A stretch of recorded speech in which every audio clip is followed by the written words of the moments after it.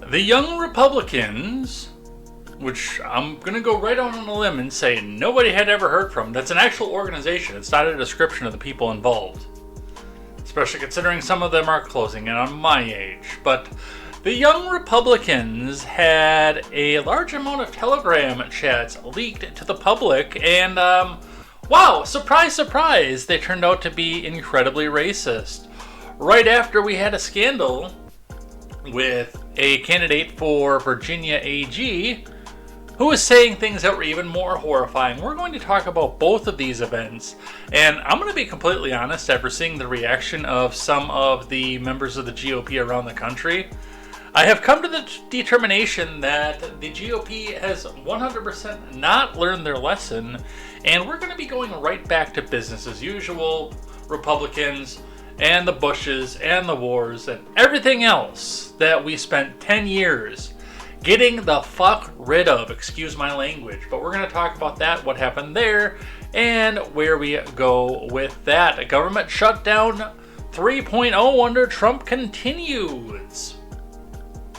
We're going to be talking about some of the commentary coming in on the shutdown, the fact that we are at 9 votes, and still no deal to get the government back open. So we'll go over what's happening with this.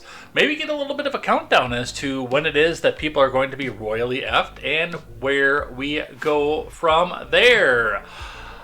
What would have been top news any other week but got pushed back to the back burner, partially because I am a highly fiscally conservative person and not really into the culture wars.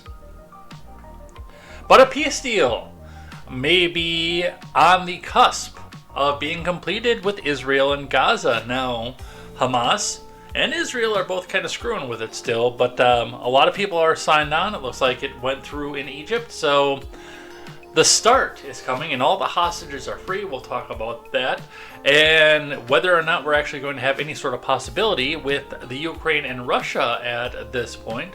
So a lot of stuff there. And Pete Hegseth makes waves this week by saying that the members of the press have to have a credential in order to go walking around the Pentagon. And the wailing and the gnashing of teeth continue. It is going to be all of this and more over here on Contemporary. So find yourself a friend, strap yourselves in, and we will see you on the other side of the break. And boys speak in rhythm and girls in code. Tell it to me straight, give it to me now. Face forward. Base forward. I am Jay Edgar, and this is Contemporary.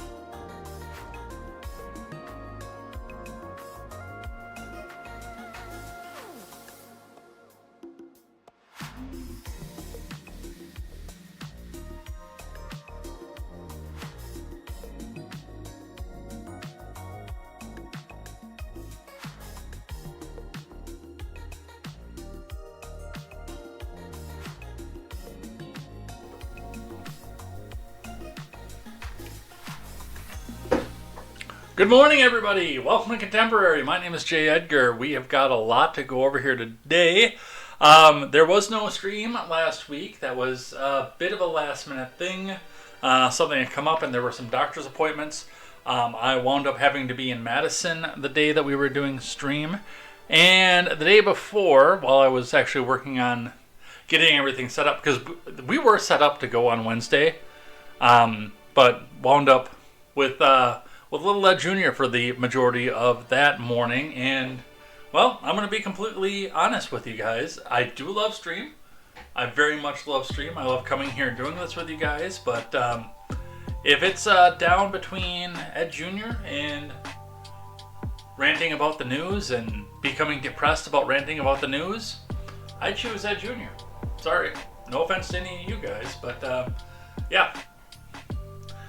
Kind of thrilled about that little one. So, and I knew I was going to spend a lot of time talking about the government shutdown. I'm going to be spending some time with that because I did carry some articles over from last week. I don't have the full stack because a lot of the Battle of Chicago and Battle of Portland stuff has somewhat subsided. We're still getting some headlines out of that region of the country, but you know, it really kind of made me mad when I looked on the X yesterday. Day before yesterday already. It was Tuesday already at this point. So we had a full day of it yesterday, I believe. So late Tuesday night when we have this big leak coming out here and I see one after another state GOP come out and say, "Oh, we condemn this. Please don't call us racist. We'll do anything you want. We'll do anything you want. You want money? We'll give you money. You want wars? We'll give you war. You want profiteering? We'll give you..." Just please don't let the public think we're racist. Yeah, sniveling pricks. I'm going to go on a rant on this, so I'm going to try to say... I just about rolled right into it right then and there. I'm going to wait till that story comes up and give you my thoughts on this.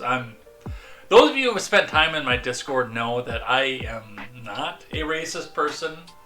I tend to hang out with some of them. I've never understood why, but they like me. And they can come and hang out and they can say the stuff that they want.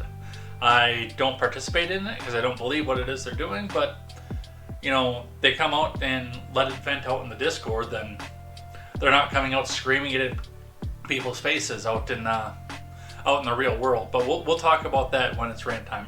I promise you. This has been turning over and turning over and turning over in my mind for the last 2 days. And I'm ready to not be quiet about it. I've already been just throwing some comments up on X. I've already been accused of being one of these people. Being a Nazi, being this, being a Nazi apologist, and everything else along with that. So, I got just a little bit of anger built up to go along with this one. But we're going to get into the news today. We're going to talk about that. We're going to talk about the Israel deal, which any other normal week of the world when the GOP wasn't being stupid, which I guess there's only 52 weeks in a year that they do that. Out of how many weeks in a year? We're going to be talking about the government shutdown and what's going on with that. I'm going to possibly go back and try to see if some of my archives actually went before I switched the news scene here. Because, yeah, I don't know why that wasn't working last night. I don't know if the archive was down or what the story was. Let's see if this works by the time we get to these. Because I had 2 New York Times articles, and as you know, if you're a longtime viewer of Contemporary, they hide those things as tight as they can behind paywalls. I hope the New York Times hasn't figured out a way to beat the Internet Archive, because that would suck. I'm almost afraid that that's what happened. Almost. I could just stop clicking on the New York Times, I guess. I don't know, maybe that's what happened. We'll find out. But it's going to be all of this and more over here on Contemporary, so bring yourselves in. One thing I will say nicely about me and about this particular week and skipping last week is I had almost nothing on things that I like last week at all. I struggled and I found a TV theme, which is still on things I like this week, because I wanted to have something positive to end the show on. I've actually got quite a big stack of things I like this week. So, that'll be nice.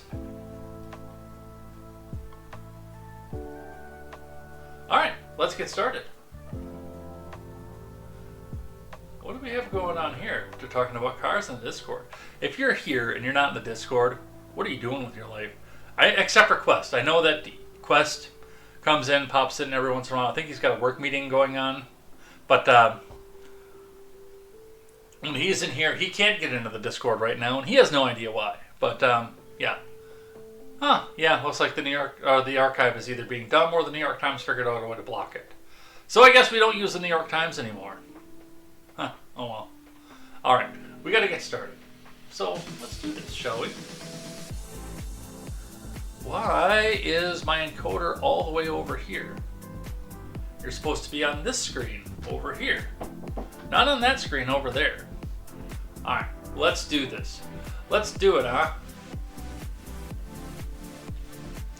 By the way, just so you know, and Palm actually wanted me to make sure that I came out and let you guys know as well that after 10 months, 6 months, because I got the Stream Deck for my birthday this year, I have finally started doing the sounders.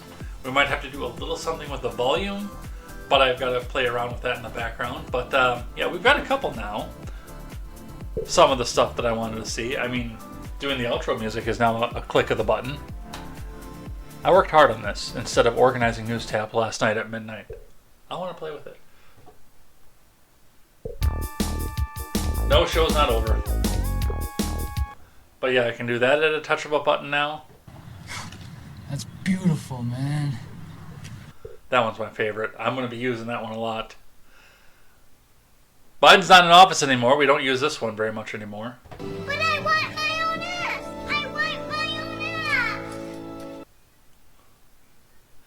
We'll find a use for that one. And per special request from Arvold. Do not come. Alright. Let's play. Let's have some fun. Because I've been angry for too long. Let's do it! Alright, top story of the day today. The very first thing we're going to cover, we're going to get this out of the way. We're not going to be mean. Alright, you guys. We're not going to be mean about this. We're not going to have any ill wishes. If you do, please do it on Rumble. Please. But, yeah, we're not going to do anything in the main chat. We're not going to have any ill statements about this. As much as I've disagreed with Joe Biden over the years, nobody deserves to have death threats, wish of death, with a wish of harm, or anything else with that. And that is in spite of the fact that anybody that supports him would turn around and wish the same thing off on us. We're not going to be mean. You know who's mean? This guy. We're not going to be like this guy. We're better than that. If you are watching Contemporary, you are better than that. Just by default, you are better than that. But we got to announce it. We got to talk about it. Joe Biden undergoing radiation therapy as cancer care enters new phase. This is from NPC News. Kelly O'Donnell and Nick Duffy reporting former President Joe Biden is undergoing a new phase of treatment for an aggressive form of cancer that was diagnosed in May, a spokesperson said on Saturday. As part of the treatment plan for prostate cancer, Biden is currently undergoing radiation therapy and hormone treatment. The spokesperson for the former president said, "Oh no, don't let the TradCons find out he's doing hormone therapy, hormone treatment. That might be hormone replacement. Do you think he's transitioning?" I am only joking, honestly, because we're going to have a little bit of fun with this one.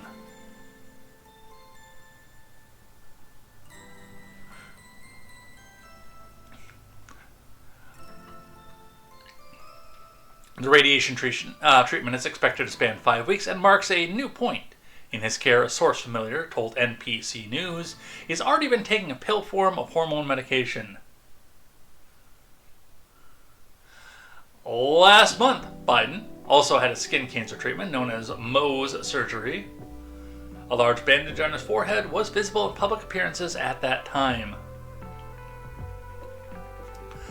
Following that procedure, his physician wrote in a memo that all cancerous tissue was successfully removed and that no further treatment is required. The former president announced in May that he'd been diagnosed with an aggressive form of prostate cancer that had already metastasized to his bones. And we talked about that in May, actually, because If it had already metastasized to his bones, then there is no way in hell that he was not already having it in the White House and they didn't already know about it in the White House. And it possibly was affecting his health and his judgment at the time, thus giving us an absentee president. We all know that was the case and everything went along with that. His office said at the time that he was pursuing several treatment options to ensure effective management of the illness. In a post on X, after he shared the diagnosis, Biden said, "Hey, cancer touches us all, man. Like so many of you. Jill.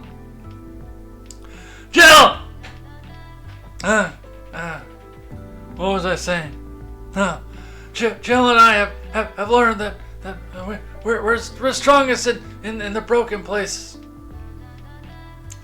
Thank you for lifting us up with your love and support, man. Come on. You know the thing, man."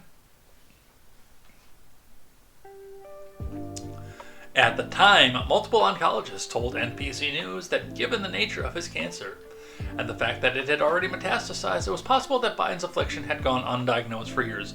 Bullshit! Bullshit. They knew. They covered it up.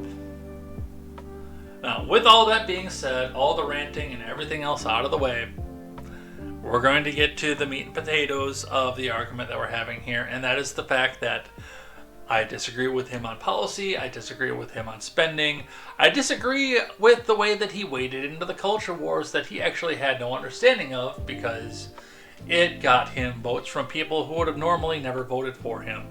With all of that being said, I hope that this... I don't think this is going to clear up. If it metastasized to his bones, it's not going to clear up. I hope that he has as healthy and as long of a life as he possibly can with this treatment. And I hope that he is as comfortable as he can possibly be for the remainder of his life. We do not wish ill will on this channel. We do not wish death on people. We're better than that. May he be as comfortable as he humanly possibly can. It's not going to be great. And a part of this is, it's not just because of the YouTube censors and everything else, and the fact that Big Brother's watching me, and I've probably got my own 3 or 4 FBI agents watching the stream right now. A part of it is a real wish for him, because I know people who have suffered through cancer. It's been rampant in my family. I had an aunt. I've had 2 aunts that I've lost from cancer. And then my other aunt's partner died of cancer as well, but that one went quick. The other ones, it was long, drawn out, and slow, and it was a major change. One by marriage, my uncle's wife passed away, brain cancer, was always very loud, sharp, lively, right on point with jokes, and then the brain cancer started with just a couple seizures, and then you get this shell of a woman who is barely audible, who barely has any sense of humor left, and she made it for 7 years like that, and just, it was 7 years of absolute suffering. I don't want to wish that on anybody. Fuck that. No. I don't care how much I disagree with a person. I don't want to wish that on that person. And then, my aunt that was actually blood related to me, not by marriage, developed ovarian cancer at a very, very young age. They thought they got it all. They thought they got it taken care of. And then lo and behold, in her late 40s, the one sibling out of my dad's side of the family that never touched a cigarette in her life, because all the rest of them did, the other 5 did. They were all at one point at least light smokers. The one that never touched a cigarette in 40-some years of life mysteriously pops up with stage 4 lung cancer, metastasization. What little bit was left after they took all the girl parts out with her ovarian cancer migrated up over the couple decades and into the lungs. And by the time they found it, it was stage 4. And while with what they found, they had only given her like 1 or 2 years to live. She also wound up getting almost 8 years on that. And it wasn't like, I know she was suffering, but it wasn't as bad as the one with brain cancer. She was up and walking around pretty much out to the very, very end. A lot of coughing, though, and everything else that went with that. So, yeah. I don't wish that on Joe Biden. I hope that he lives a long and healthy life. I do. No matter what. And, I mean, I've told the story time again. Somebody who disagreed with me slightly politically about the methodology of getting convinced while you're drunk at a bar to take the holy jab during the COVID crisis. I said that probably equates to date rape, and I played the Sublime song to go with that. I actually didn't say the words date rape, but I said, oh, somebody's trying to convince you to put something into your body when you're not cogent or coherent enough to do so because you're drunk? What does that sound like? And I played the trumpet sound that everybody knows so well. And she proceeded to tell me that because she had been sexually assaulted numerous times, that she hoped that I did. Again, I don't care how much I disagree with something. If something has tortured you that much in your life, you shouldn't be able to wish that on somebody else. That's always been my thing. Alright, Joe Biden is dying. We know this. We've known this for a while. I hope he lives a long and healthy life. I do. Let's move on off of this because this is quite depressing. Something else going on here, and we're going to be talking more about this during the shutdown news, but I wanted to touch on this. If you are thinking about, and they always do this on a Saturday when everything is closed, when they go back out and say, hey, let's go not use businesses, etc. off of this. But this coming Saturday is another No Kings protest. This is from April Rubin over at Axios. Actually, I'm going to move this one here.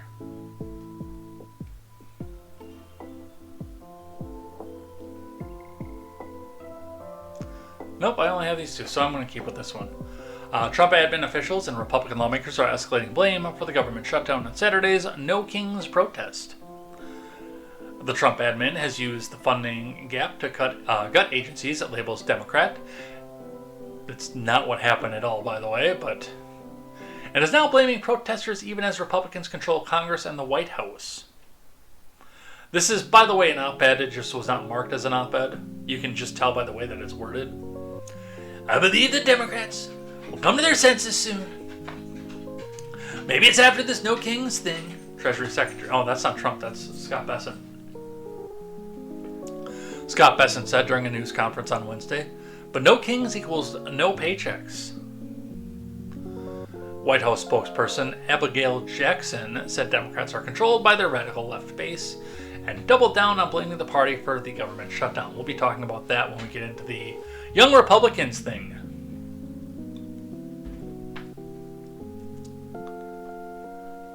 Reality check. The October 18th protest date was announced in September, nearly a month before the government shutdown began on October 1st. House Speaker Mike Johnson kept the House out of session. We'll be talking about that later.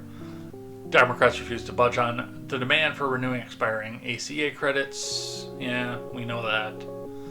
Trump officials have been using the shutdown to cut staffing and eliminate parts of the bureaucracy, and that has failed as well, by the way. We'll talk about that later. I want to talk about the protest, not the...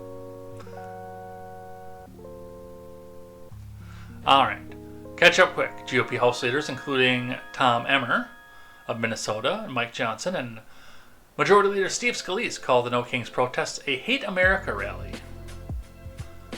Greenberg, the Indivisible co-founder, said this is not a coalition that has a platform or legislative agenda. Except it has a legislative agenda. Impeach the motherfucker. As Rashida Tlaib would say. This is a coalition of people that came together to create the biggest possible tent of folks who are standing against authoritarianism, against corruption, against attack on our neighbors and our rights. grab one more article on this one, and I will share what I find funny about this whole thing. One of the things that's already been talked about as being funny as well. From The Hill, No Kings protest organizer, anger level is way higher than in June. From Sarah Fortinsky, over at The Hill. An organizer for the No Kings protest said she expects the demonstrations this weekend to surpass those held in June in size and energy, pointing to what she said was the growing anger among the American public towards Trump's policies. The anger level is way higher than it was in June, Public Citizen co-president Lisa Gilbert, one of the organizers, told USA Today. It's not just policies we don't like, she said, but it's actual chipping away at democracy, at foundational rights and prerogatives that we all expect. People are saying I've never been moved to action before, but I only feel like I have to, Gilbert added. Demonstrators are expected to take to the streets this Saturday for the second iteration of the No Kings Day protest after the initial day of protest took place on June 14th and flopped, by the way. USA Today reported that 2,500 events are scheduled across the country, surpassing the 1,800 events that were scheduled in June. Let's actually, while we're doing this, let's go look and see where they are locally. Oh, that is my backup stuff from last week.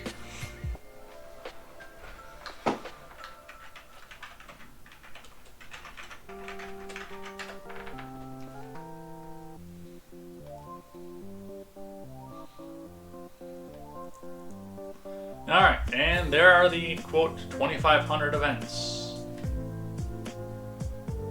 Let's bring that up over here.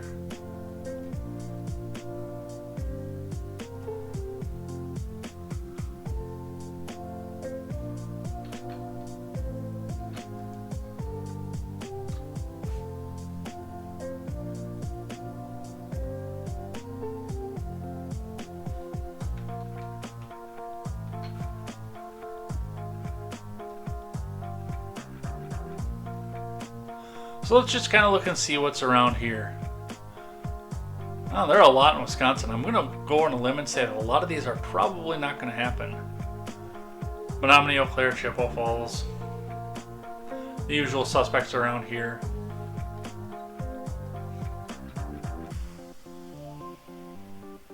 Hey, look at all those that are around Madison. Is anybody surprised there?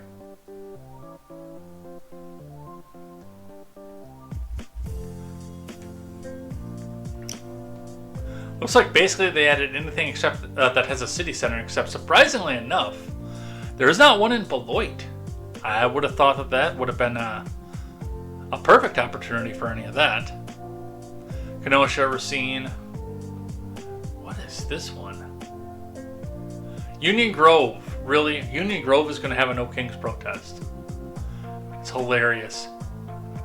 Bunch in Milwaukee.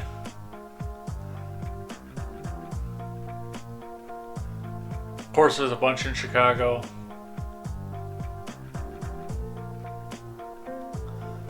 Is there a legend that goes with this that tells me what the starred ones are? Look at all of them that's sitting around Massachusetts. All of New England just covered in dots. So,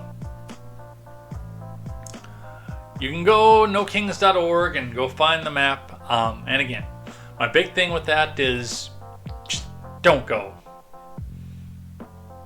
Don't counter protest. Don't sink to their level. Don't go down and take pictures.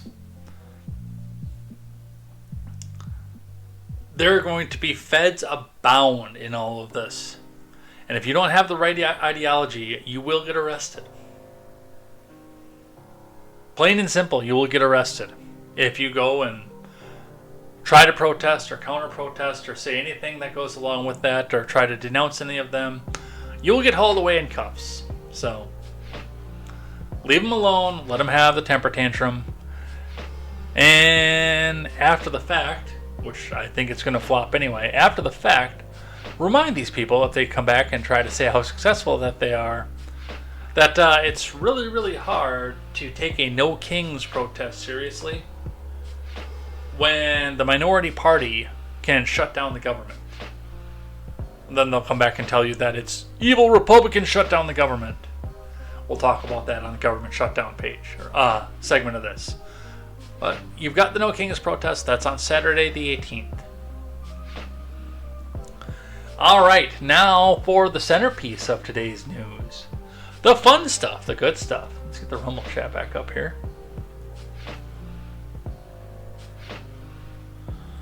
No Kings protests are a bunch of protests that are centered around the fact that people think that Donald Trump is a king. I don't know why my Rumble's not going, by the way. Hold on air production. Yeah, we are live. There we go. It just wasn't showing anything at first.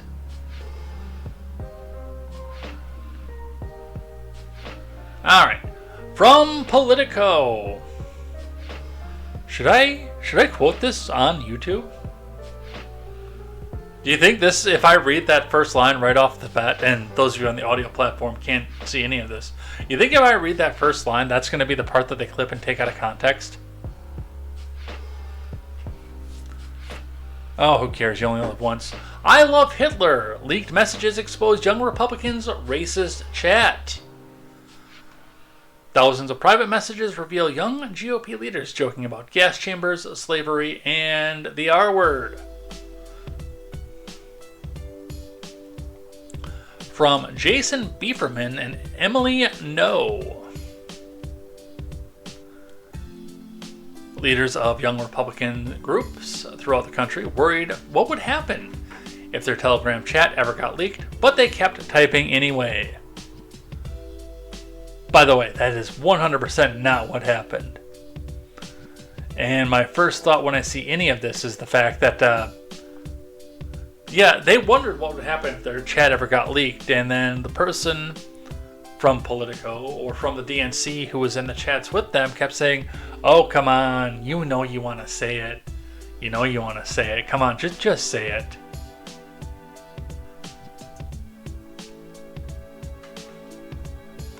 They referred to black people as monkeys and the watermelon people, and mused about putting their political opponents in gas chambers. They talked about raping their enemies and driving them to suicide, and lauded Republicans who believed they support slavery. Who they believe support slavery. William Hendricks, the Kansas Young Republicans vice chair, used the words N-GA and N-GUH, variations of the racial slur that appear in absolutely every rap song that's ever existed. But don't worry, it's their word. Bobby Walker, the vice chair of the New York State Young Republicans at the time, referred to rape as epic. Peter Junta, who at the time was chair of the same organization, wrote in a message sent in June that everyone that votes no is going to the gas chamber. Junta was referring to an upcoming vote on whether he should become the chair of the Young Republicans National Federation, the GOP's 15,000-member political organization for Republicans between 18 and 40. "I'm going to create some of the greatest psychological torture methods known to man. We only want true believers," he continued. Two members of the chat responded.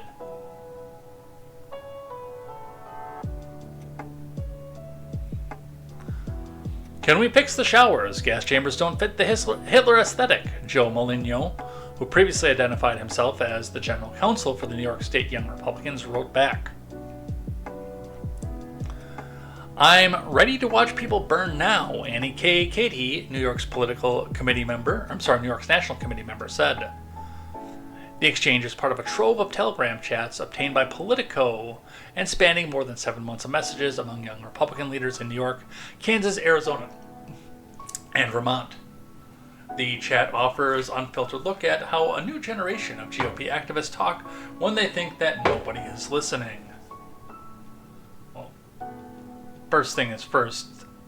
I know from running a Discord where I am perceived as right-wing, even though I've never been, and a part of what happened here is a big part of the reason that I never will be, by the way, is that they say some of the same stuff when they think that other people are listening. They don't give a damn if nobody's listening or not, or if they think nobody's listening or not.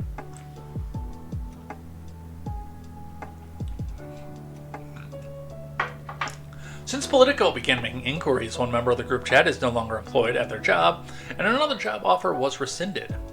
Prominent New York Republicans, including Elise Stefanik and State Senate Minority Leader Rob Ort, have denounced the chat.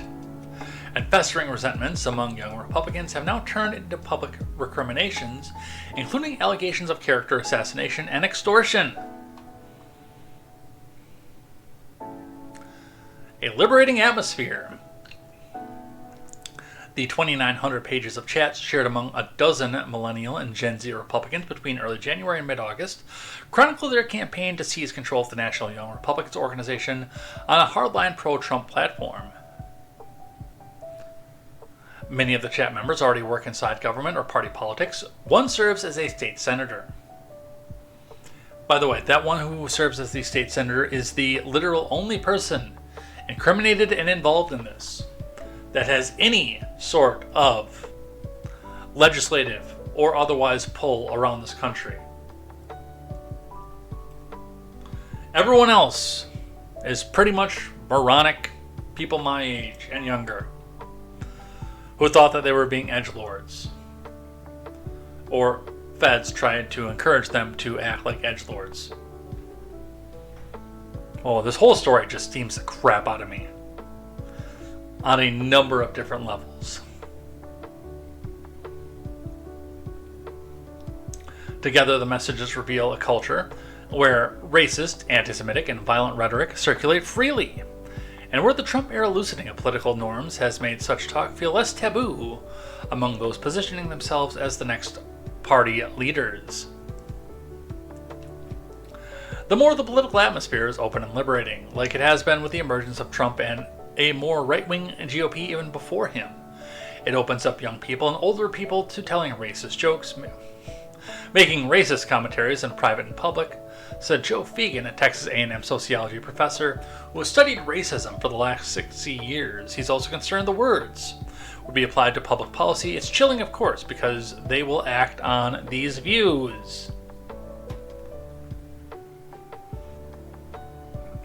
Excuse me. The dynamic of easy racism and casual cruelty played out in often dark, vivid fashion inside the chats, where the campaign talk and party gossip blurred into streams of slurs and violent fantasies. The group chat members spoke freely about the pressure to cow to Trump and avoid being called a rhino, the love of Nazis within their parties, right wing, and the president's alleged work to suppress documents related to the wealthy financier Epstein's child sex crimes. Because that's a name that always has to come the fuck up in something like this. Trump's too busy burning the Epstein files, Alex Dwyer, chair of the Kansas Young Republicans, wrote in one instance. Dwyer and Katie declined to comment. Maligno and Hendricks did not return requests for comment. But some involved in the chat did respond publicly. Junta claimed the release of the chat as part of a highly coordinated, year-long character assassination led by Gavin Wax and the New York City Young Republicans Club, an allusion to a once obscured internecine war that has now spilled out into the open. These logs were sourced by way of extortion and provided to Politico by the very same people conspiring against me, he said. What's most disheartening is that, despite my unwavering support of Trump, since 16 rogue members of his admin, including Gavin Wax, have participated in this conspiracy to ruin me publicly simply because I challenged them privately.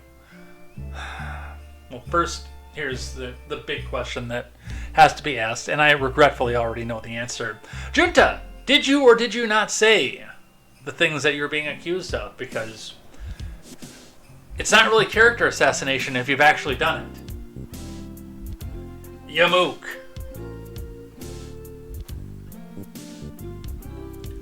Wax, a staffer in Trump's State Department, formerly led the New York Young Republican Club, a separate city-based group that is at odds with the state organization, the New York State Young Republicans. He declined to comment. Despite his allusions to infighting, Junta still apologized. I'm so sorry that to those offended by the insensitive and inexcusable language found within the more than 28,000 messages of a private group chat that I created during my campaign to lead the young Republicans, he said, "While I take complete responsibility, I have no way of verifying their accuracy, and I'm deeply concerned that the message logs in question have been deceptively doctored." Yeah, that's a bit of bullshit. Alright. We can't be doing that, Leon. I'm sorry. And it looks like YouTube already took it out, so... YouTube took care of that for me. Take it to Rumble if you have to. Please. I can see things on my chat that you can't see anywhere else off of this.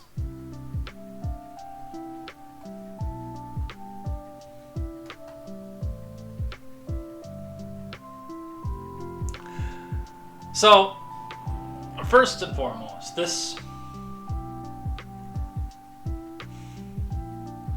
I've been going through this for a long time. I've been doing political commentary since 2012.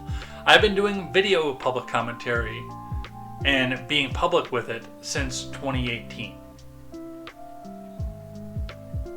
I've been perceived as right-wing partially because, in the very beginning, I voted excitedly for Trump. Now, those of you who know me very well know that the last two times, the second time was a reluctant vote for Trump, and the third time was a full-out, I'm only doing this because I'm voting against Kamala Harris. Otherwise, I would have stayed the F home. If Joe Biden had still been the nominee come November of last year, I would have stayed home. I would not have been found within 5 miles of the polling place.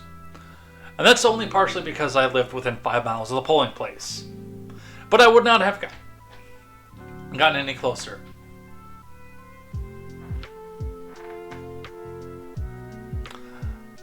With that being said, yes, there is typically, when you are perceived in a public fashion as a right-wing figure, a cohort of people who are trying to, who do try to come in and influence your content and influence you. People who believe that you are right on the edge of going full out into their ideology. Some of these people are feds, by the way.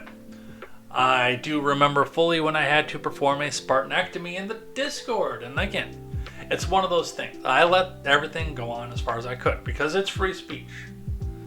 And I've always figured if they're coming out in here and doing so and complaining about life and making what I perceive of as funny comments about how they believe that Israel is ruining their life and was incepted specifically to ruin their lives, even though they were born in 1987 and Israel was incepted in 1946, was it?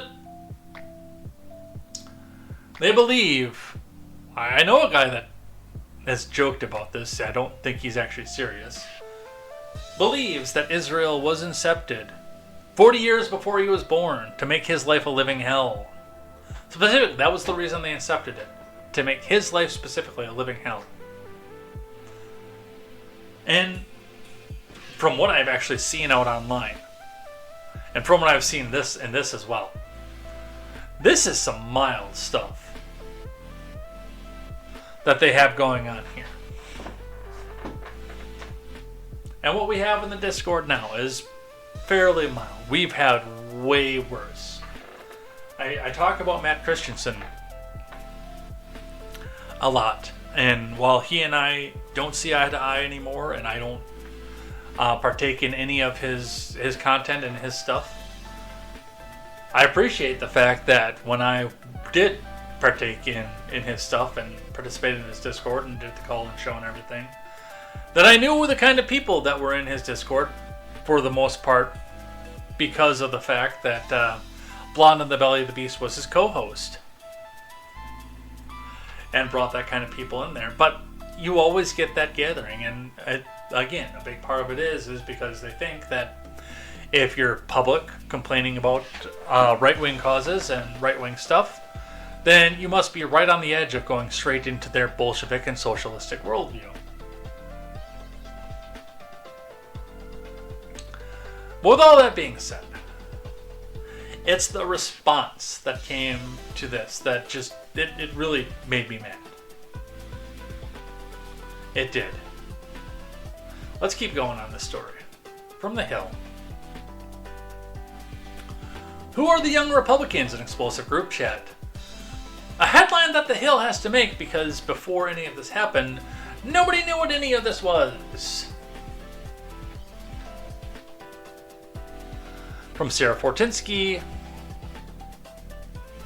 An explosive new report from Politico exposed thousands of text messages from a young Republican group chat in which members joked about gas chambers, slavery, and rape. The group chat included messages from about a dozen leaders associated with the Young Republicans National Federation, the GOP's 15,000-member political organization for Republicans between 18 and 40. The reporting sent waves through political circles as the Young Republican leaders mentioned in the story from New York, Kansas, Arizona, and Vermont drew intense scrutiny and backlash, including from members of the GOP. Some were promptly fired from their jobs in politics. The Young Republican National Federation condemned the violent and excusable language, because they're dumb, revealed in the Politico article, and called for immediate resignations of all those involved. Others, like VP Vance, suggested the leaked text messages sent by a Democratic candidate in Virginia were far worse than the messages in the Young Republicans group chat. We'll be talking about that later. Adding, I refuse to join the pearl clutching when powerful people call for political violence. We've read about the people that are involved in this, so I'm not going to go too deep into this one.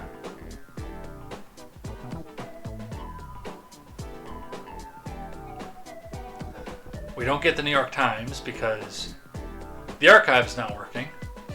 We'll try it one more time. Well, now I got a bunch in queue.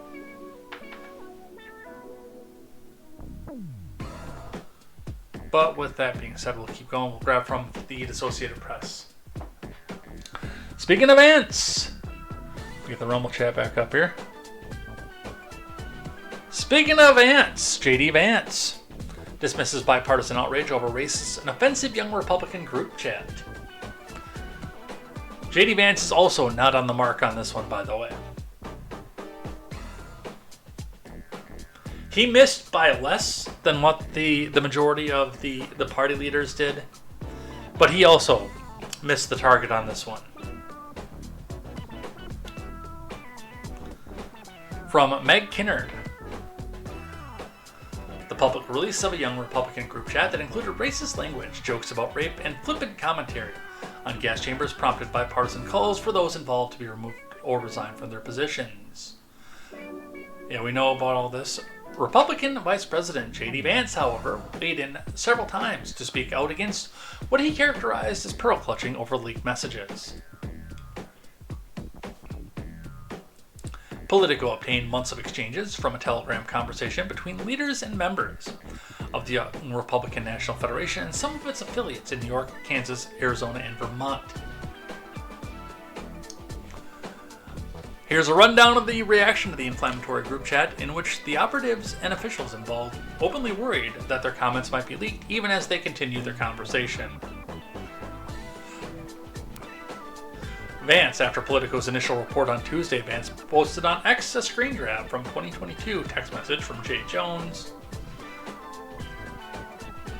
This is far worse than anything said in a college group chat, and the guy who said it could become the AG of Virginia, Vance wrote on Tuesday. I refuse to join the pearl clutching when powerful people call for political violence. Jones has taken full responsibility for his comments and offered a public apology to Todd Gilbert, who was then Speaker of Virginia's House of Delegates. He should probably still drop out of the race at this point. Not because I think he should be censored for his speech or anything, but if he really wants Democrats to win this race, then he really needs to get out of the way and let somebody who hasn't joked about shooting his opponents in the back of the head take the floor and take the primary.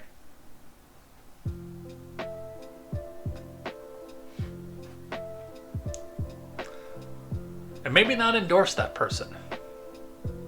I feel like that would be a poison pill. Vance reiterated his initial sentiment on the Charlie Kirk Show podcast, which is for whatever reason still going, saying when asked about the reporting that a person seriously wishing for political violence and political assassination is 1,000 times worse than what a bunch of young people, a bunch of kids say in a group chat, however offensive it might be. Vance, who is my age, said he grew up in a different era where most of what I said, the stupid things that I did as a teenager and as a young adult, they're not on the internet. It's a fair point as well, by the way. The father of 3 said he would caution his own children, especially my boys, don't put things on the internet like, be careful with what you post. If you put something in a group chat, assume that some scumbag is going to leak it in an effort to try to cause you harm or to cause your family harm. Hey, you can stay ahead of the news and sign up for AP's email. No thanks. I really don't want us to grow up in a country where a kid telling a very offensive stupid joke, is cause to ruin their lives, Vance said. Other Republicans demanded more immediate intervention. Republican legislative leaders in Vermont, along with Governor Phil Scott, called for the resignation of State Senator Sam Douglas, revealed to be a participant in the chat. A joint statement from GOP lawmakers termed the comments unacceptable and deeply disturbing, saying that she was absolutely appalled to learn about the alleged comments made by leaders in New York State Young Republicans. Elise Stefanik of New York called for those involved to step down from their positions. Denedry Herbert, chair of the Kansas GOP, said the remarks do not reflect the beliefs of Republicans and certainly not of Kansas Republicans at large. In a statement posted to X on Tuesday, the Young Republicans National Federation said it was appalled by the reported messages and calling for those involved to resign from their positions.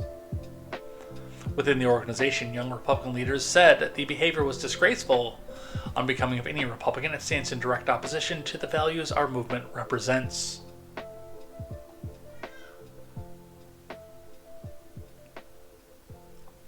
Democrats have been more uniform in their condemnation because, of course, they have, because, as Leon Fowle pointed out, this smells a lot like an organized hit. So we don't even need to go over that part of it because we all know the outcome of it.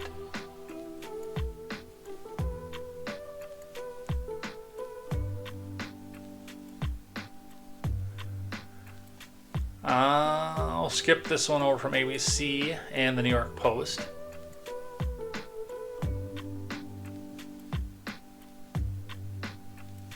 I'm going to move this one, because this kind of has to do more with the J. Jones part.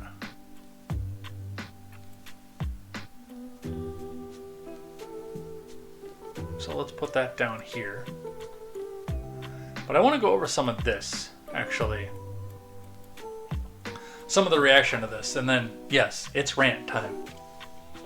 It's ranting time!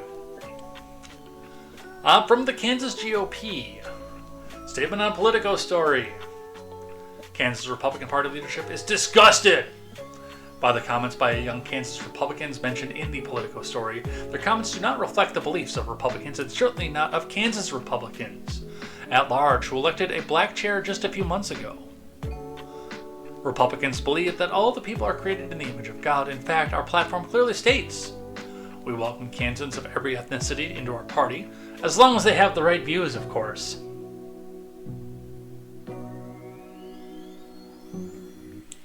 As we work together to preserve our heritage of political equality, religious freedom, and strong moral values, we strive to eliminate racism, and we condemn all racist acts as groups. As of today, the Kansas Young Republicans organization is inactive. It's from Denedry Herbert of the Kansas GOP. Because, of course, that's the way that you're going to go back and play this. Because, again, we're going to go right back to the 2004 GOP. What do I mean by that? I'll explain after we go through a few more of these condemnations. Young Republicans themselves. We are appalled. The vile, inexcusable language revealed in the political article published today. Such behavior is disgraceful. Unbecoming of any Republican and stands in direct opposition to the values our movement represents. Those involved must immediately resign from all positions within their states and local young Republican organizations. We must hold ourselves to the highest standards of integrity, respect, and professionalism. Yeah.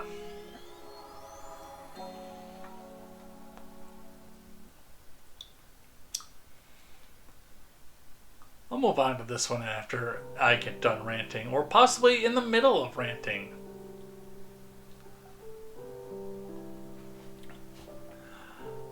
I want to be completely honest about something, you guys. I've never been a Republican in my life. Part of that is shell shock, based on the fact that I grew up in an era where the majority of Republican ideals and ideas were centered around what the Bush family was doing out in Texas and beyond, and especially what they were doing legislatively and in the White House on a federal level. And not just the Bushes, but the people who are like the Bushes. You know, Sarah Palin, Nikki Haley, John Bolton, Mitt Romney,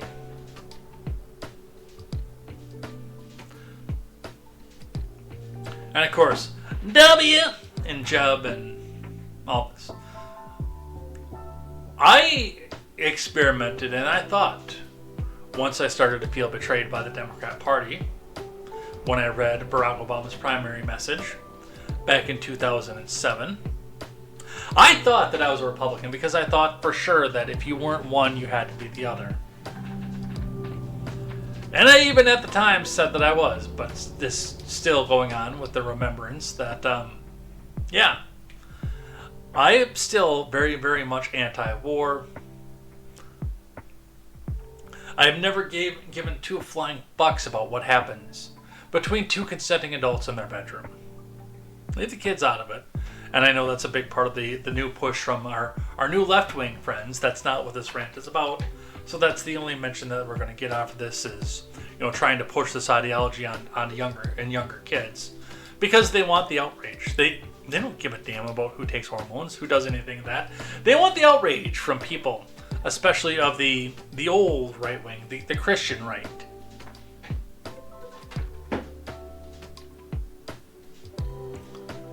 But realistically, I've never belonged to the party.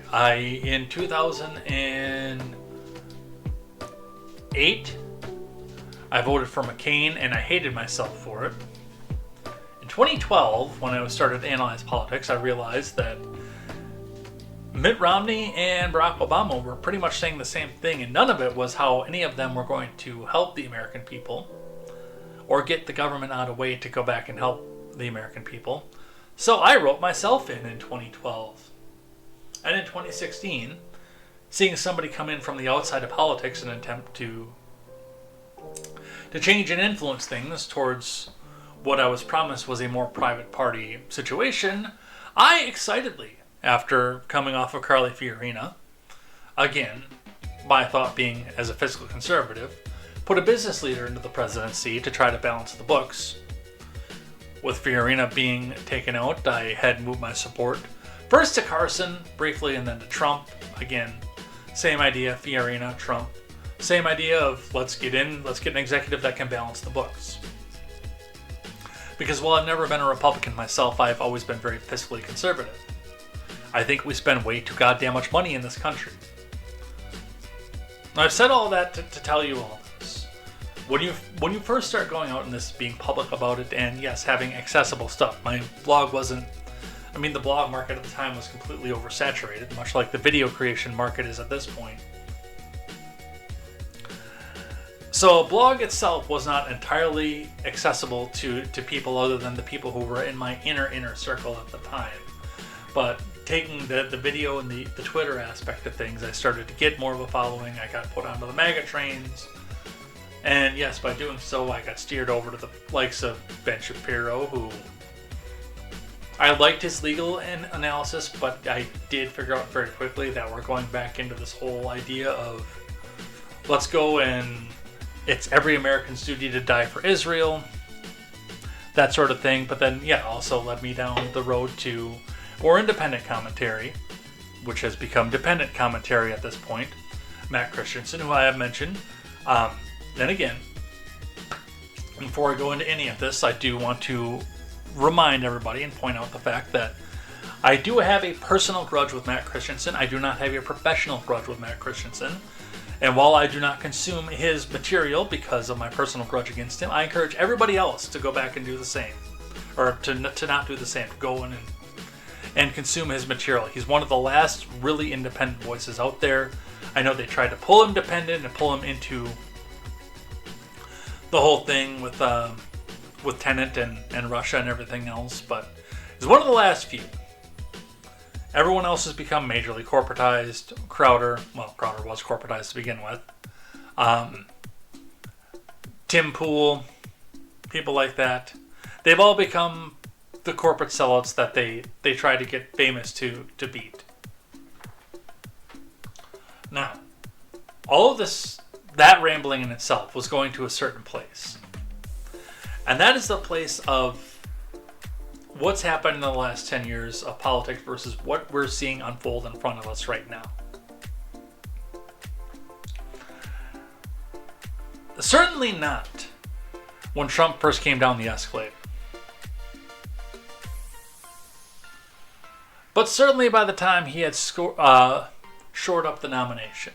By the time that we all knew that he was going to be the president. By the time that we all knew he was going to steamroll over Hillary Clinton.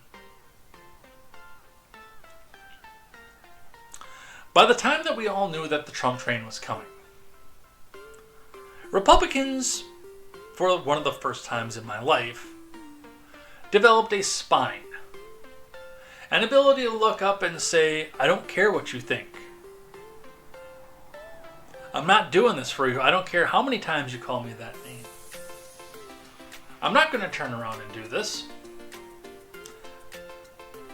And I don't care what you think. And unfortunately with that, we saw the rise of voices like Owen Benjamin when he stopped taking his medicine, and Fuentes, who I'm pretty sure is just a subversive trying to screw with the Republican Party by trying to label the racist thing onto it.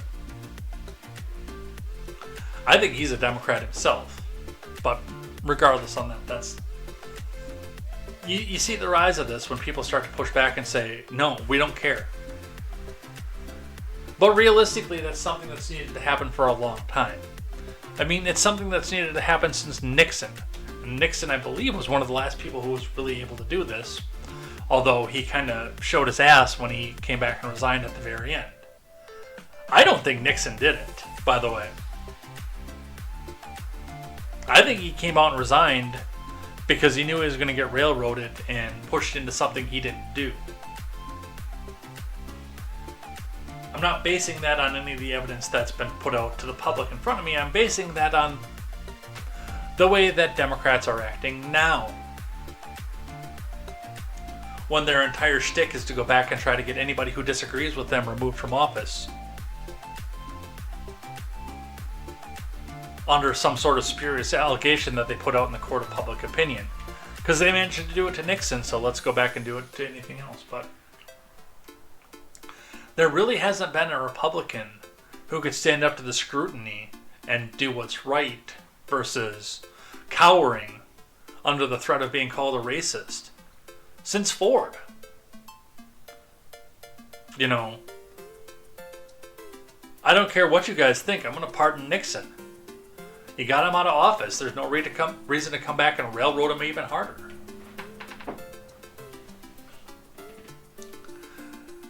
But here's what just really makes me mad.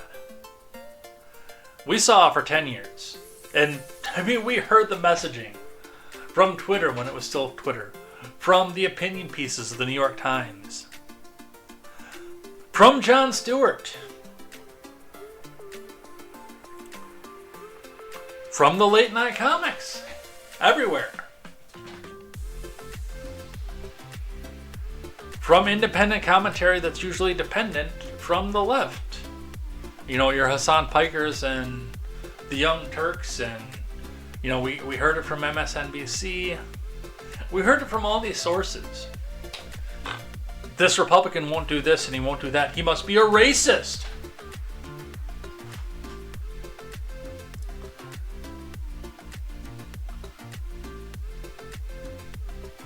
This Republican in a Discord channel somewhere said something about black people.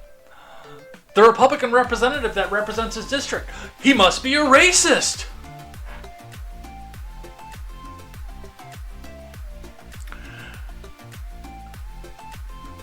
This kid drew a swastika in a bathroom in a public university. It must be because Republicans are racist. And then that trickles down into the legislative bench.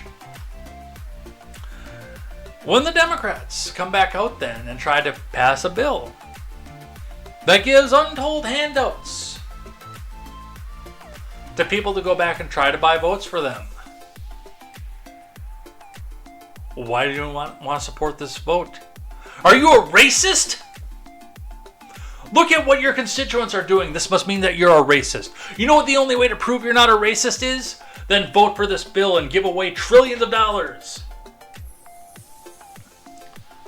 that we either have to take back out on debt or confiscate out from other people. And by God, from 2015 almost on, that stopped working. Part of it was oversaturation, I get. Because when some of the first MAGA types came into office and started getting accused of all of this stuff, that's the first thing they did was, oh, what are you, some kind of racist or something? No, and go fuck yourself if you think so. It wasn't just, please don't call me a racist. I'll vote for anything you want. Just put it in front of me. I'll sign it. I'll vote for it. Just don't call me a racist. And don't get me wrong, the MAGA people that came up and through the ranks were in no way right, even 50% of the time. They were spineless for other reasons. But the whole back them into a corner by calling them a racist stopped working.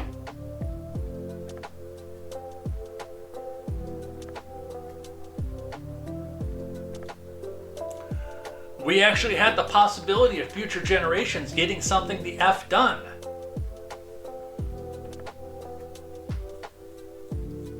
Not the current crop, obviously. Because they're still sitting here trying to figure out why the news media is badgering them and saying that it's their shutdown. They can't get their own heads out of their asses right now.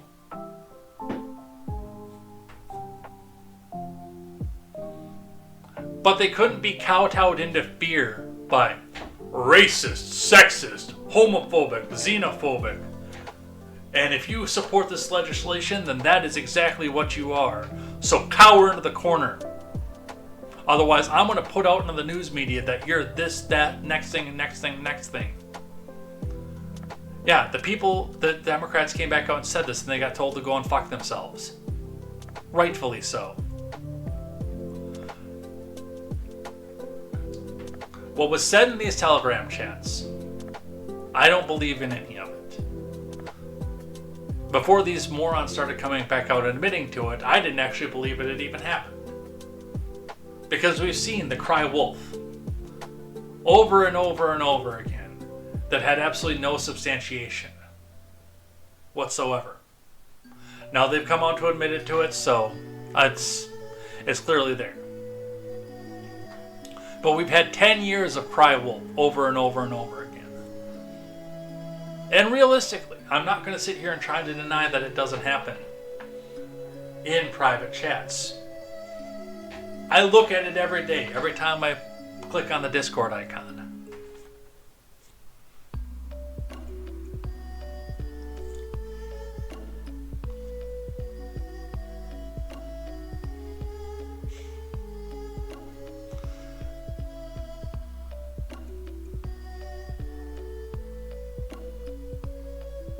But I watch what happens And the first thing that I said, if you can't sit here and brush this allegation to the side, if your first thought is to come out and condemn this behavior and make a big public statement about it, make sure that you're as visible as you can, then what are you going to do?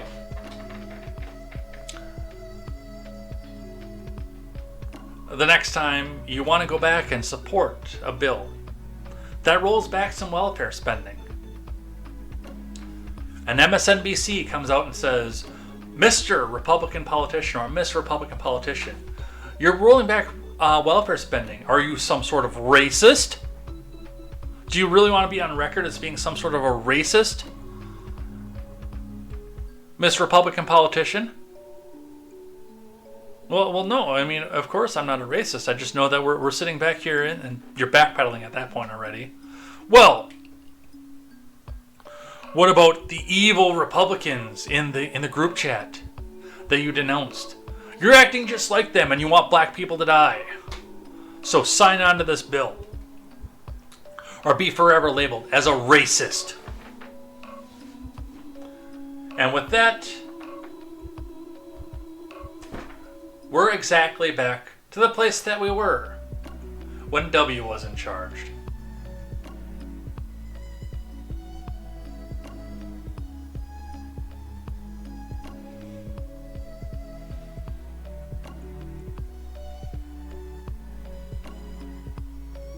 I don't know why these people decided they wanted to glom onto the right even. I've read some of their stuff and some of the things that they put out.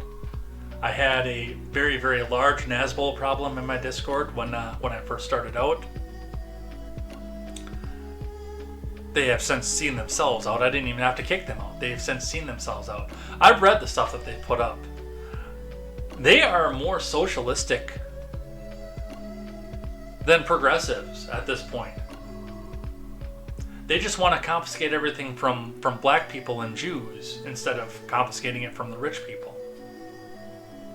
And then redistribute it out to everybody else. And they think that that's going to make them harmonious. The target is different. The rhetoric is exactly the same.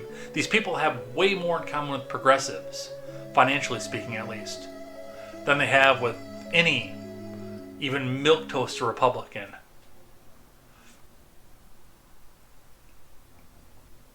Not to mention the MAGA people that our mainstream media loves to hate.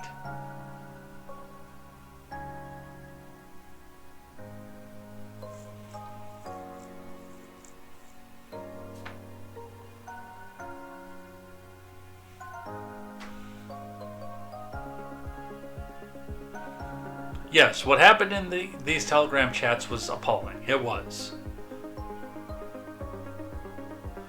But when you're backpedaling, you're making statements, and you're trying to defend yourselves against it, you're already losing. And Democrats in Congress and Democrats in the media hear that, hear your statements, and know exactly which ball they can grab you by. And bend you right to their whim.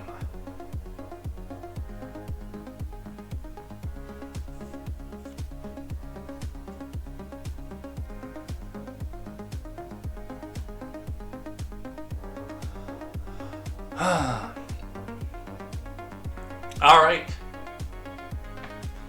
See, this is the reason I had dinosaur eggs oatmeal before I came here.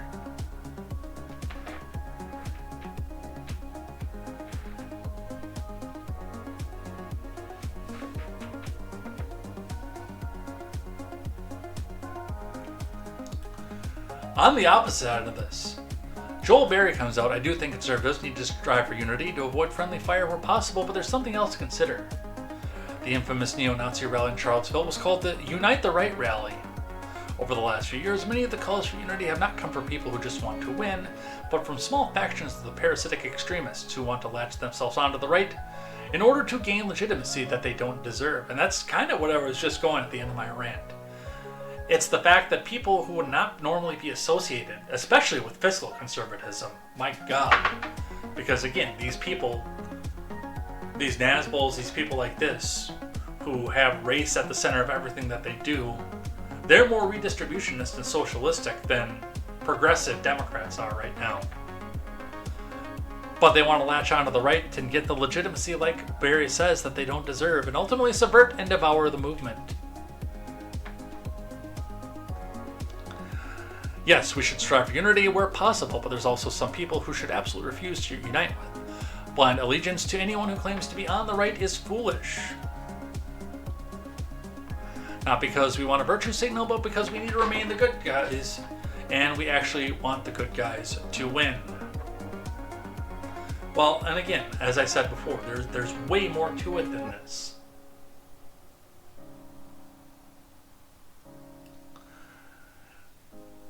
When the party switch mythology from the 60s started to come into fashion in the mid-70s, when people came up and said, oh, well, the Republicans and Democrats switched, and the Republicans are now the real racists, and the Democrats kicked all the Klansmen out of their party, yeah, they had no place to go. And, much like I did when I first started realizing I'd been betrayed by the Democrats, the first thing that they did is going, well, we're not Democrats anymore, so we're Republicans now.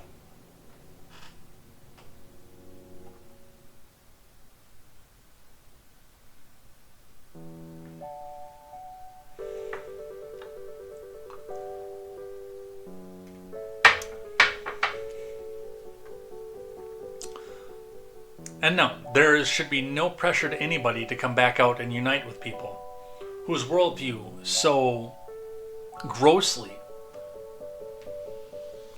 differs from yours.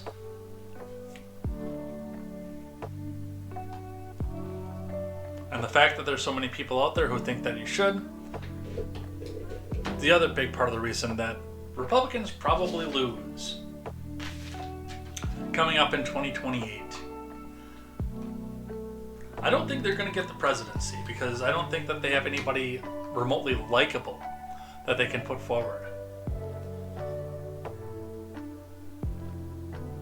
But I bet you they have veto-proof majorities in both the House and Senate. And then we see a rapid-fire impeachment of everybody in line.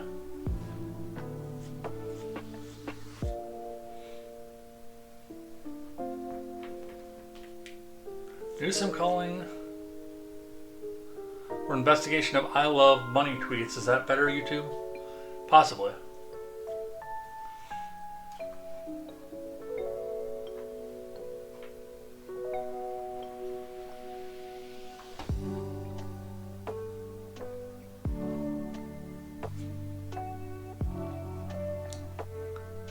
Yeah, that went off into a lot of tangent and a lot of stuff. Sarah Fields, who I'm mutual with over on X, with the Politico, thousands of leaked messages show young leaders of young Republican groups joking about gas chamber slavery and R-word in a private Telegram chat. Inside, rising GOP leaders' racist chats obtained by Politico. Sarah Fields says, if you think this isn't happening in Texas, it is. The Groypers are cancer. And that's the other side of that is there is a very large movement out there who pledge absolute allegiance to anything that Nick Fuentes says on his podcast. No matter how far removed it is from what they actually believe in right-wing values. Because Nick said it, it has to be right. That shit scares me, by the way. And there is a belief, although I have not seen any confirmation of it yet, that a lot of the people who were involved in these chats were of that movement. I don't want to comment too much on that one because, again, I've not seen any evidence to go with that. I know that Sarah does a lot of deep dives into stuff, so it's possible that she has evidence of that I have not seen, but she has not put it forward either.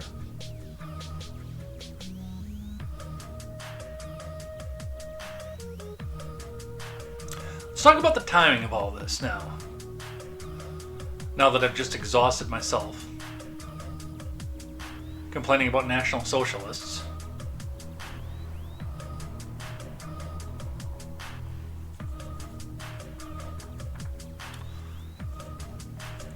The National Review on the other side of this. The private messages offer a disturbing glimpse into how Jones, who is Jay Jones, a Attorney General candidate for Virginia,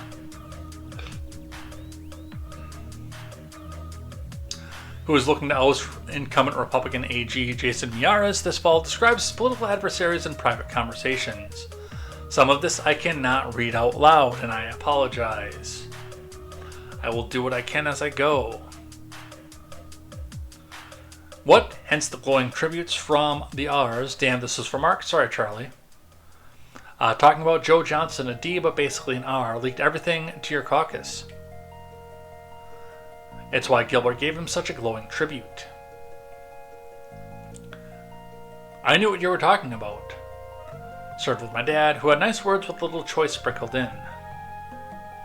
I didn't look at that, I just saw a guy died and assumed you'd have words. He was a D.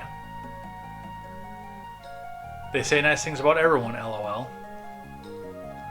And this is where it gets bad. If those guys die before me, I will go to their funerals and pee on their graves, send them out awash in something. A reporter, or whoever was talking to him, says J. Jones. 3 people, 2 bullets. Gilbert, Hitler, and Pol Pot. Gilbert gets something I can't repeat on YouTube. Spoiler, put Gilbert in the crew with the 2 worst people you know, and he receives both every time. Other person in the conversation said it really bothers me when you talk about hurting people or wishing death on them.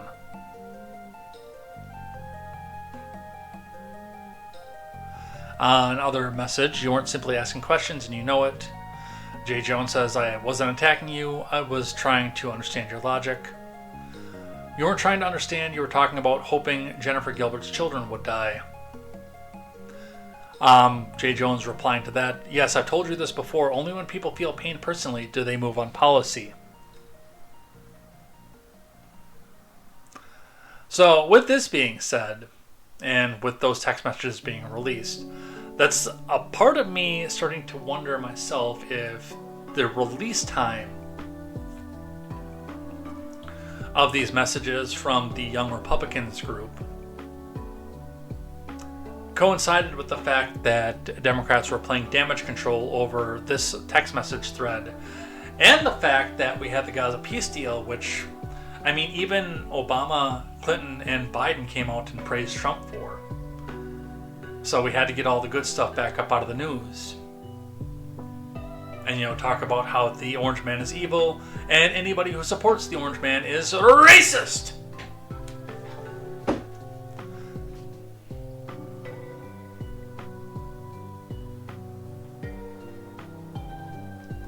From the New York Post, Virginia AG candidate J. Jones said if more cops got killed, they wouldn't shoot so many people, lawmakers claims. From Claire McCormick, Virginia's DA General candidate. Virginia's Democratic Attorney General candidate. I misread the acronyms completely. J. Jones chillingly suggested that if more cops got killed after being stripped of legal protection, they would shoot fewer people, according to new claims from an ex-colleague in the state legislature. This guy sounds like an absolute charming person. Jones, a former Democrat rep in Virginia's House of Delegates, is already facing calls to drop out after Republican delegate Kerry Coyner revealed the 2022 text exchanges between them, in which he suggested he would shoot then House Speaker Todd Gilbert over Adolf Hitler, and said Gilbert and his wife should have to watch his fascist children die. He's so poetic, I'm telling you. Coyner has come forward with new allegations against Jones, telling the Virginia Scope on Monday that during a 2020 conversation about qualified immunity, she told Jones that without the legal protection, police officers would get killed. Well, maybe if a few of them died, then they would move on, not shooting people, not killing people, Jones responded to Coyner.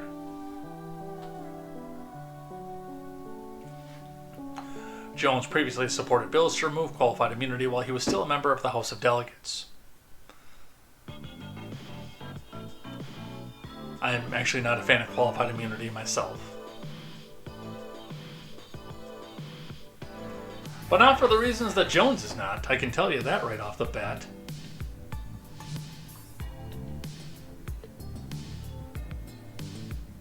Coiner doubled down in a statement to the Post and asserted that Jones is unfit for office.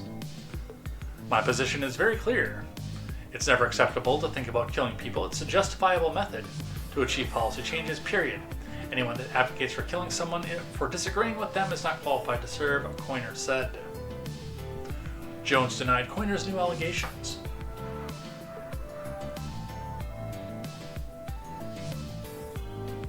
I did not say this.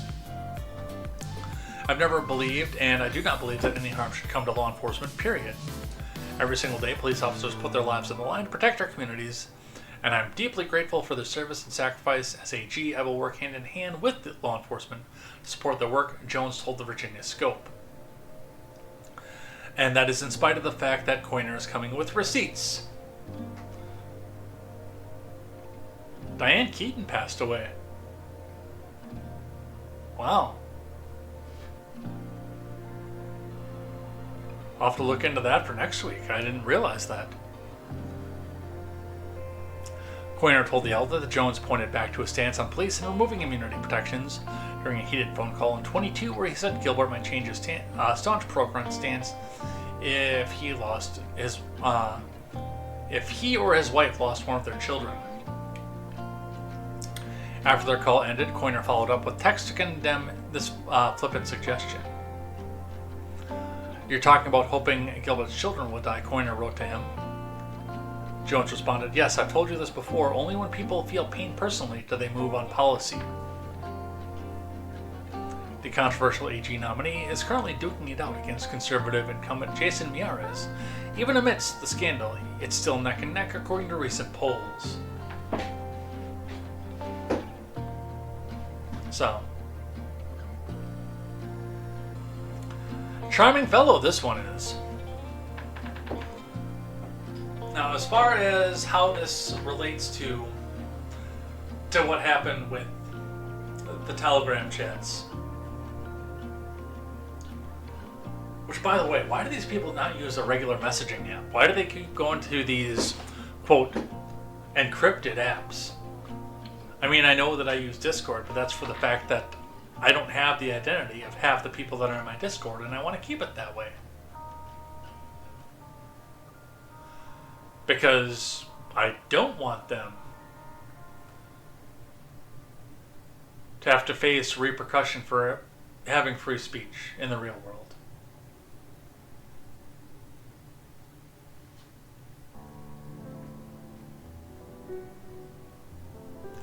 I want them to get it off their chest and then go back and be calm in the real world again.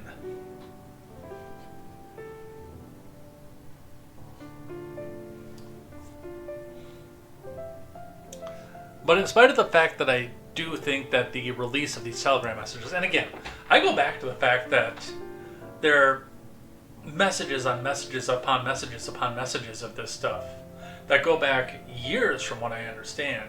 The fact that it just came out after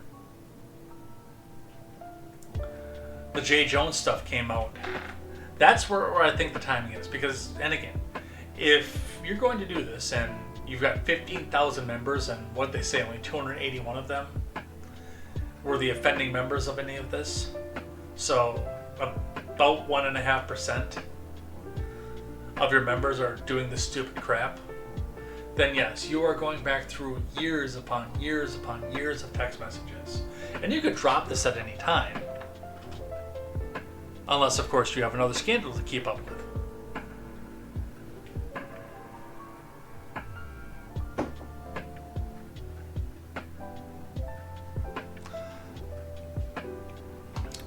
Again, I think it's appalling what it is that J. Jones did and said.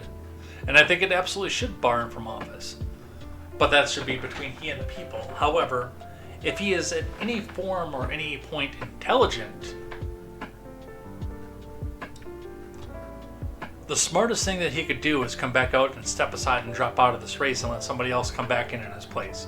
Because he is going to be embroiled in the scandal for the rest of his campaign. There are no two ways around that.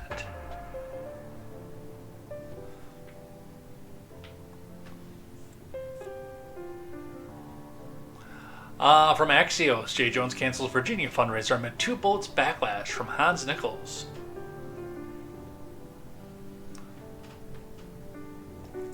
Jay Jones, the nominee for AG in Virginia, has canceled a Thursday night fundraiser at the home of novelist David Baldacci, per a person familiar with the matter.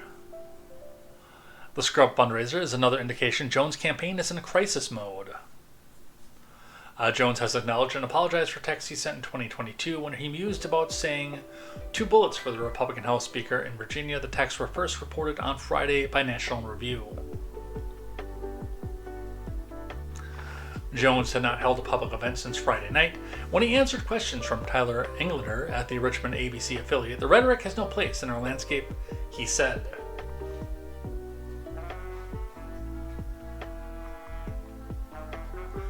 Tim Kaine, also scheduled to attend the Thursday night fundraiser.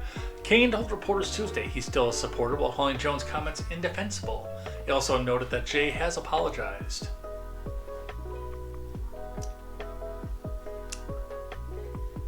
So, he's feeling it right now. And on the other end of it, the one from the New York Post that we skipped over earlier. New Jersey School Board race shaken up by vile text attacking conservative mom and her body. This bitch needs to die. And I quote,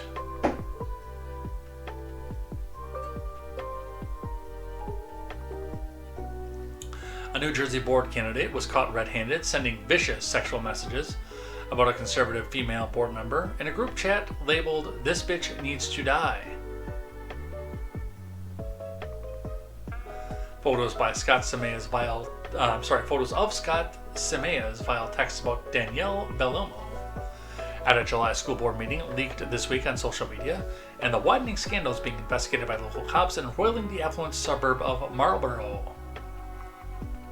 Bellomo must be cold, her nips could cut glass, right, and read one text allegedly captured on the camera while Semea's fingers typed an O.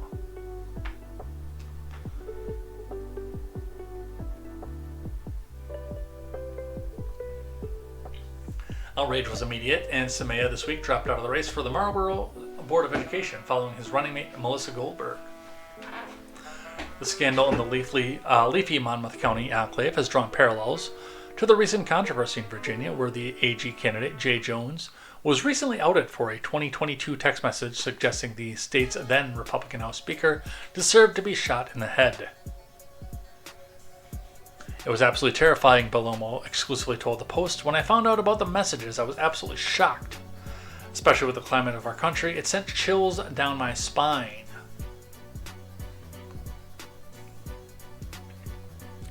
Now, I don't know why a lot of this is coming out right now. It is.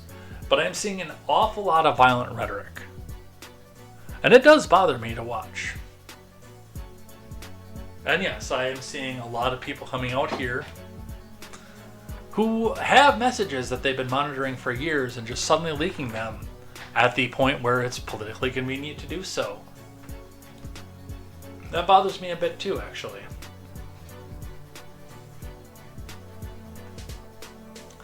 Bothers me quite a bit.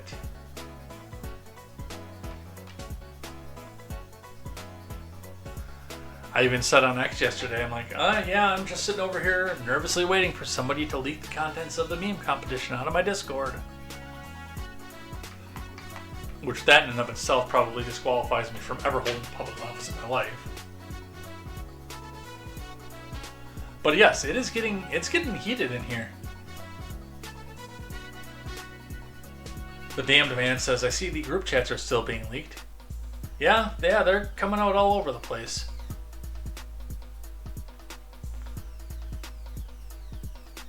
You missed the rant earlier. Alright, so that's MessageGate. 3 times over. Like I said, the big takeaway from this, number one, is the fact that I hope the GOP keeps its spine and doesn't sit back and cower in a corner as soon as it's called a racist, because from what I've seen over the last 2 days, I don't have any faith that that's actually going to happen. I think somebody's going to say the R word, and immediately whoever is attempting to pass some sort of legislation is just going to cower up into the corner and say, please don't call me a racist. I'll do anything you want.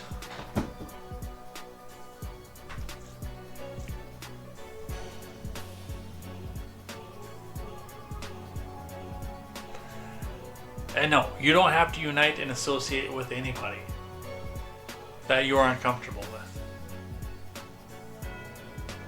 You have the freedom of association.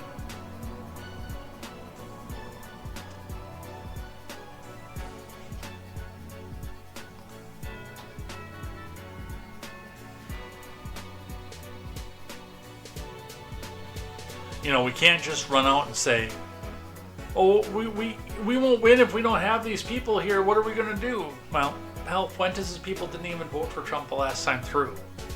So that kind of shoots your own argument right in the ass.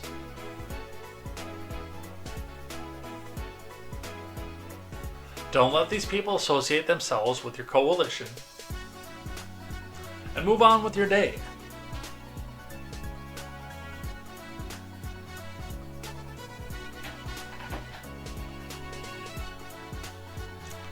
You're under no obligation to unite with somebody whose views align with you, or I'm sorry, misalign with you that far. No obligation. As the other tweets said, the Unite the Right rally, where they carried the tiki torches and pitchforks, was a bunch of fringe far-righters who were trying to get legitimacy by being associated with the mainline Democrats. Or I'm sorry, mainline Republicans. Because Democrats kicked them out.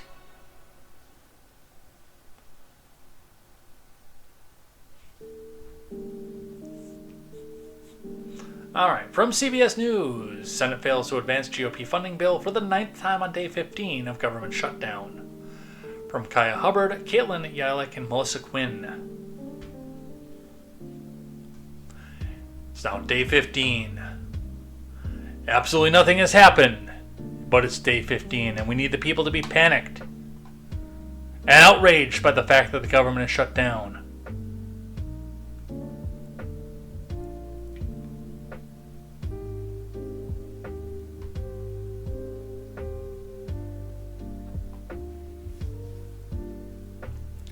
The Senate failed to advance a House-passed GOP bill to fund the government for the 9th time on Wednesday, the 15th day of the government shutdown. A vote attracted no additional support from Democrats, who are demanding an extension of health care tax credits in exchange for their votes. Republicans need to convince 5 more senators to cross the aisle, a number that has remained unchanged since the start of the funding lapse. Members of the military were set to be paid on Wednesday despite the shutdown after Trump admin tapped unused research and development funds to cover their checks, but House Speaker Johnson warned that the move was a temporary fix and said the troops risked missing their next paycheck at the end of the month if the shutdown continues. And we saw this also with the WIC program the other day, where in the case of WIC, the most vulnerable among us, those who are reproducing in a less than ideal socioeconomic situation, still have the opportunity to not make their kids go hungry, using untapped tariff revenue to keep the WIC program funded.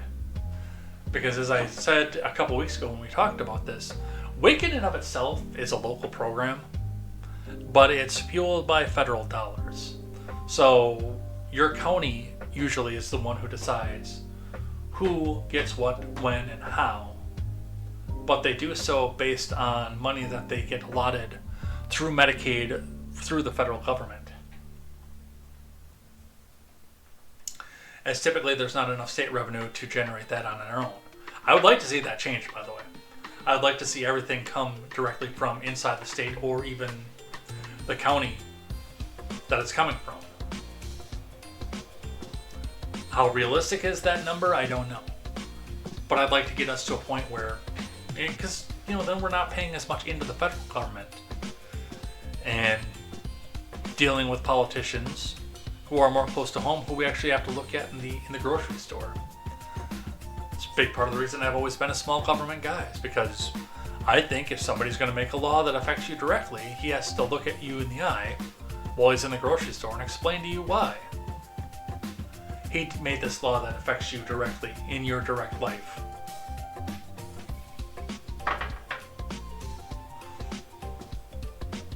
No matter what party I've supported, that's never changed.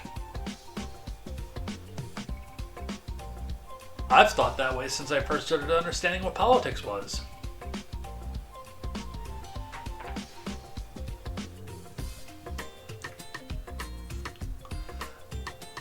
FBI agents will also get paid during the shutdown, Director Patel said on Wednesday.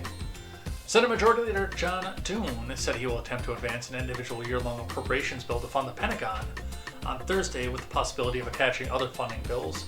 The legislation would need 60 votes to advance, and Democrats have not said how they plan to vote. Ooh, pick me. I know how they're going to vote. Give us ACA subsidies, or you get nothing.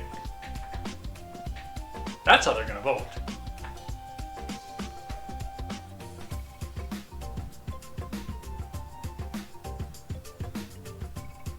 And it looks like later today they're going to take a 10th vote on the funding bill. Spoiler alert, it's not going to pass.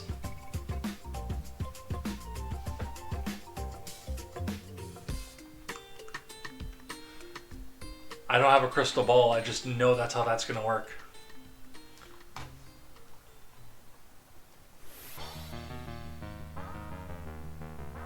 Alright, what else do we have here?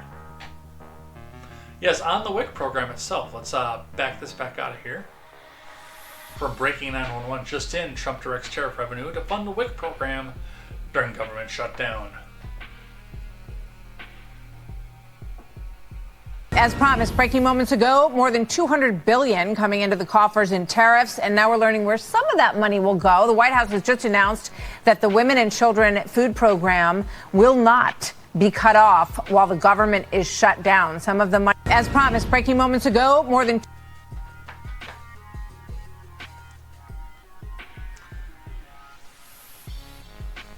I mean, again, I would rather have this all funded through state and local governments that are not subject to shutdown. When top-level Democrats and Republicans have a little tizzy temper tantrum. But barring that, what we have here in the interim until we figure out how to get to that point. That's beautiful, man.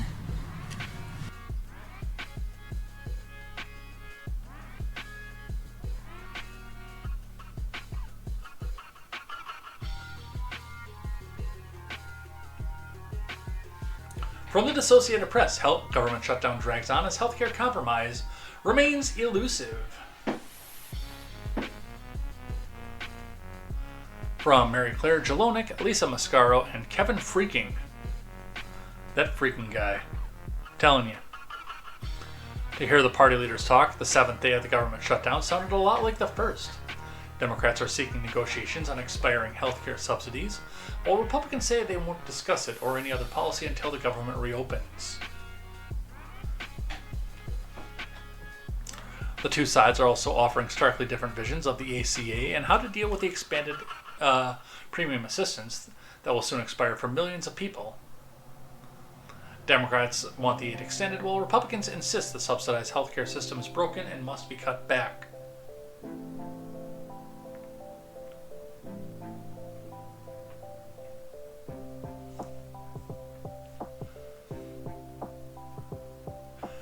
Democrats' position has not changed, Senate Democratic leader Chuck Schumer said. We want the same thing that an overwhelming majority of Americans want, which is to end the shutdown and halt the healthcare crisis that will send premiums spiking for tens of millions of people. Well, I mean, if that's what you wanted, then why did you set the law up to act that way to begin with? That's what's confusing me right now. To have everything come back and expire at some point.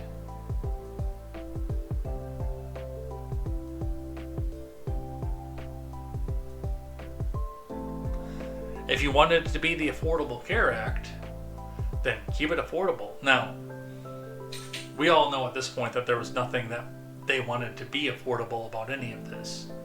the actual intent of the ACA was to collapse under its own weight and usher in single payer. And how it's continuing on at this point is actually a little bit beyond me, because I thought it would be long gone by this point.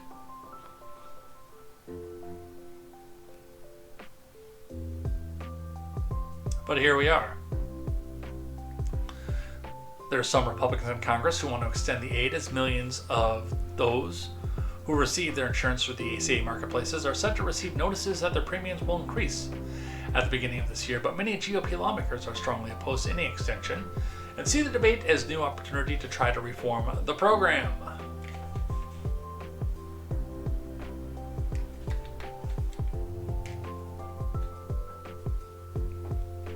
I've always been a little bit wishy-washy on the ACA, but I've been fully admitted to that one. Like, I don't like the funding structure. I don't like the fact that you're all forced to have these high-end plans that, like, maybe now at this point in my life, at 41, I possibly need, but when the ACA came out when I was 27, I just needed something to cover if I got my arm broken at work, kind of thing. You know, the catastrophic plans that we all heard about when we were kids, the low-cost plans, that made sure that if I flipped over the handlebars of a quad and the quad ran me over subsequently, that I could at least get in and get my ribs all patched up and get sent back out on my day, versus now where, as much as I hate to admit it, I do have to start looking at certain chronic illnesses that run in my family. Including heart disease. You guys all know what happened in November of 2023 for me.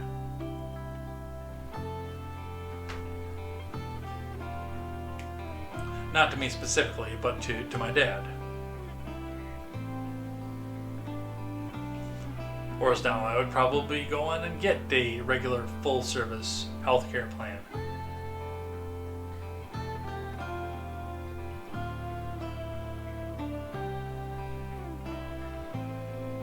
But when you get these plans and then they've got massive deductibles that you can't afford to go do anything with, what you actually wind up doing is paying into the system at a price that you can't afford anyway to not use your health insurance.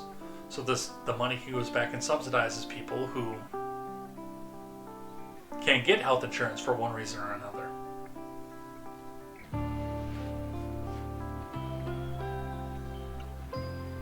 But I always did like the pre-existing condition side of the law, especially with workplace health insurance being so common on everything.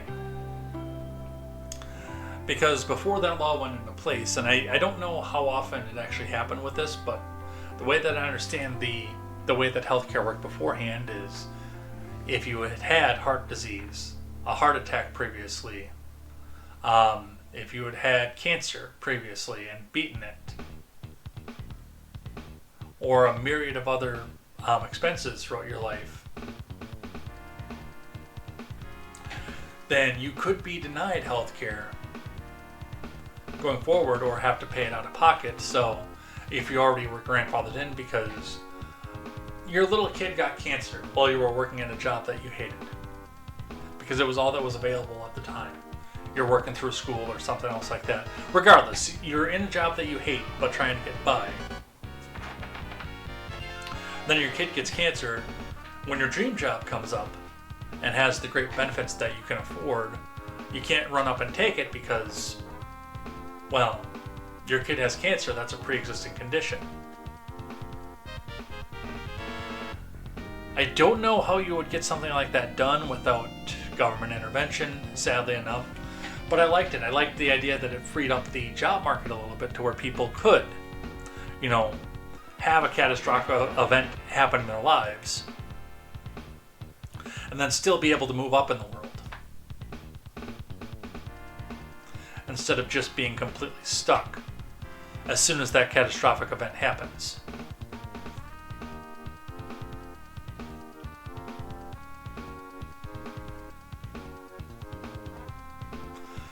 Yeah, Damn It Man says, honestly, single-payer healthcare makes more sense, and I don't agree with that either. A part of that comes with the fact that it's who the single payer is as far as healthcare goes.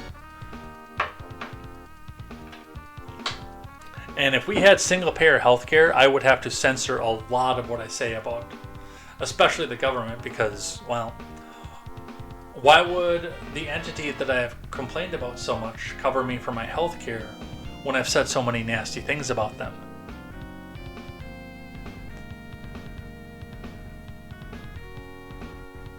Whereas, and I'm going to use an example, not the one that I use, but let's say, what's a good big name insurance company that everybody knows? United Healthcare. That's a good one, actually, because we talked about the CEO getting shot.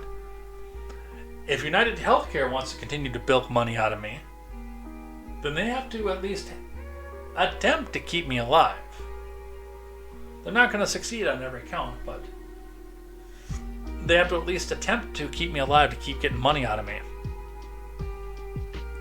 So it's in their best interest for me to, not die, no matter how expensive it winds up getting. Because 20% of zero is still zero.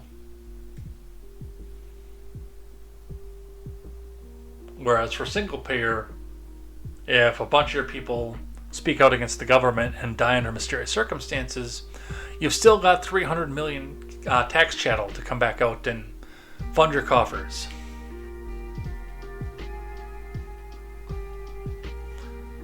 Who cannot opt out for whatever reason, for any reason, at all.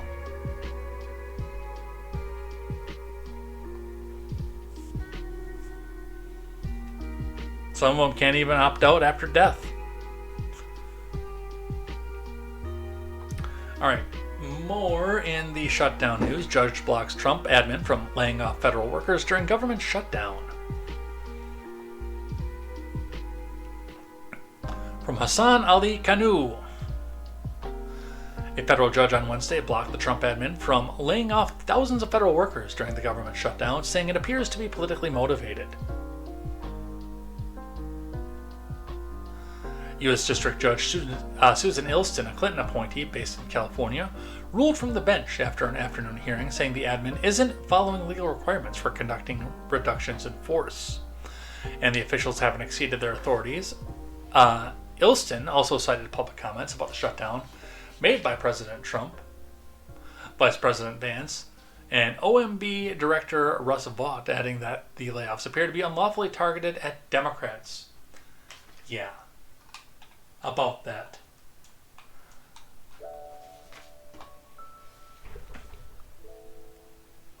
See, this is good Trump, bad Trump. Good Trump funds WIC with taxpayer subsidies and pays the military with money that's left over from the Doge cuts. Bad Trump says these organizations are Democrat. They have to go. So while we're shut down, we're going to get rid of the Democrats.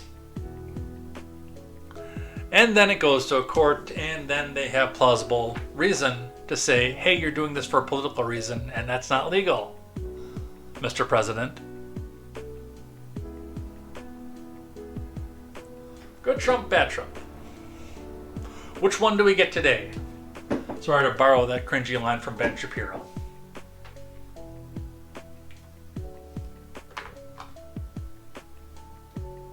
I have no Rumble chat up right now.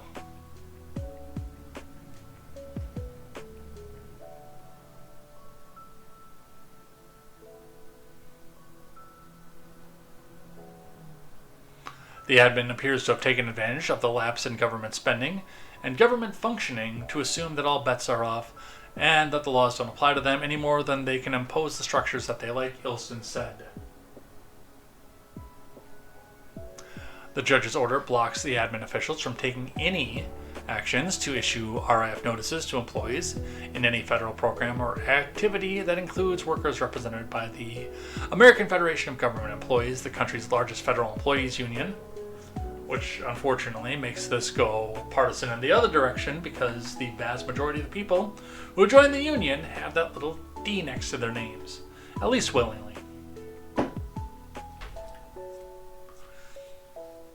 Ilston ordered the government not to take any further action on RAF notices issued to employees since October 10th, the date the Trump admin's first RAFs during the government shutdown. The AFGE sued the OMB and fought last month over the layoff threat. Yeah, see, if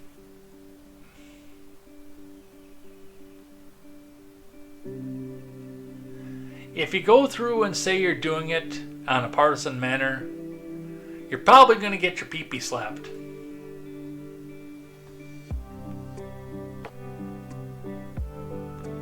Which he did.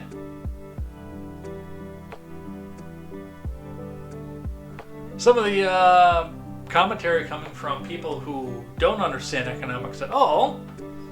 Oh look, Jo Jorgensen.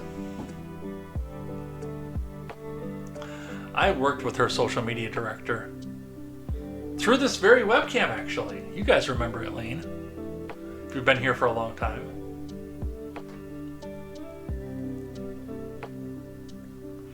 Jo Jorgensen says, the government is shut down, yet the headlines are about who will perform at the Super Bowl. The halftime show will not change your life. When Congress reopens, its decisions will. Well, they really won't, actually, but okay. Okay, Dr. J. Yes, is the big bad government in the room with you right now, Dr. J? Are they affecting your life right now, Dr. J?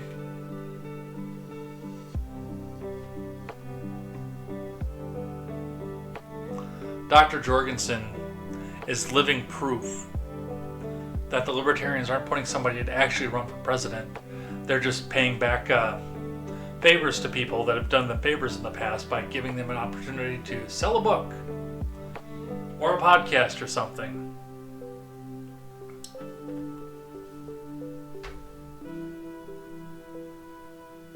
Run for president, get the visibility, and go sell a book. Leon Fowl, going back to the pee-pee slap, says, I heard Trump likes those kind of slaps. Just saying.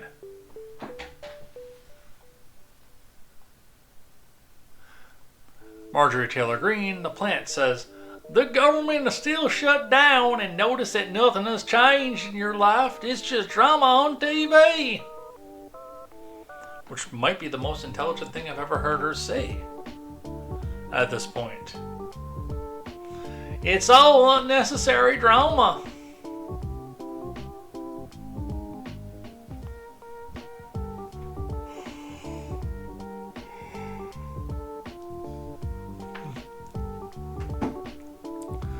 Irene Armandariz Jackson says, I guess that's what you say when you're still getting paid. Why don't you let the American people that are federal law enforcement will not get paid if the furlough continues? Now see, those are three words that don't belong together. The federal government's legal stance at the inception of this country was to regulate commerce in between states and let everything else happen at a local level. How we got beyond that, I don't know. There should be no federal law enforcement. Period.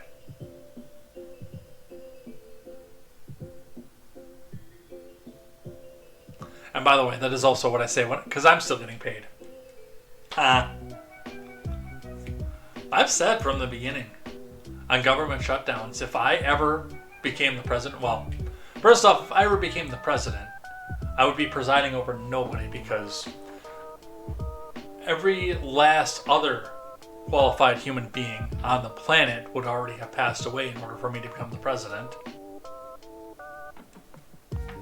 But I digress. On the hypothetical that I ever became the president of the nation as it is today,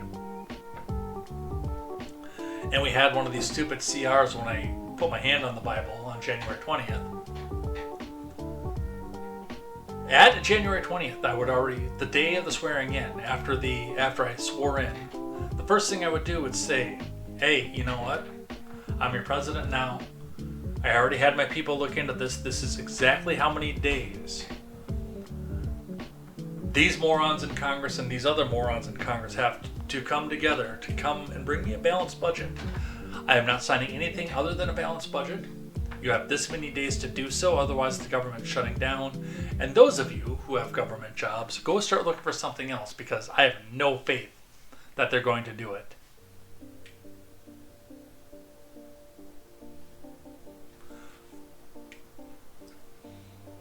So resign from your job, because I'm not signing it unless it's a balanced budget.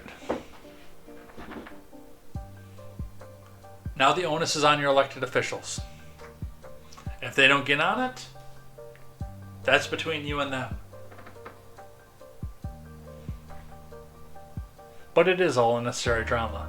I remember during the Obama shutdowns, where nobody cared after the first week, so we went and started chaining up the mall, the National Mall. ABC News, total disaster. Some furloughed workers plan to hold garage sales and dip into their savings to weather the government shutdown. Well, I'm sorry to hear that. I really am. I understand why. That doesn't make it suck any less, but what it does do is give you the reminder of, hey, again, maybe you should be looking for something in the private sector that isn't subject to lose all of its funding. As soon as this moron and this moron can't get along at the end of a budget cycle. And trust me when I tell you this, they are morons. They be dumb.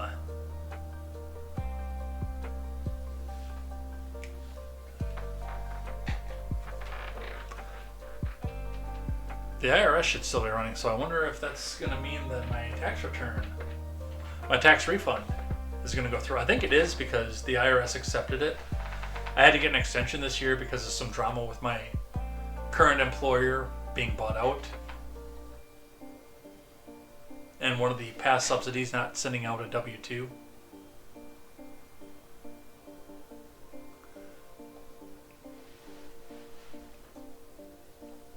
But we finally got that squared away last night at the... No, not last night, the night before. At the last seconds.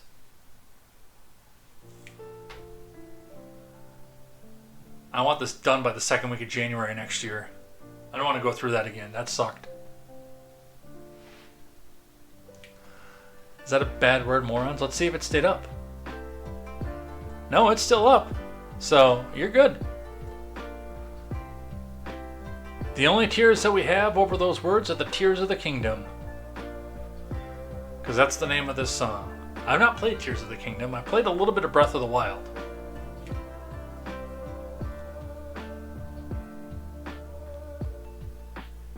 I would like to play more of Breath of the Wild because it's very entertaining. I like Breath of the Wild a lot.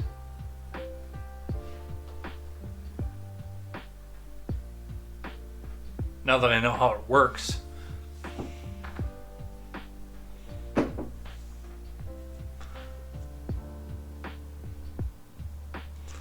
But as far as, the people who are making the garage sale, I mean, I would already have Indeed open and start looking for a job.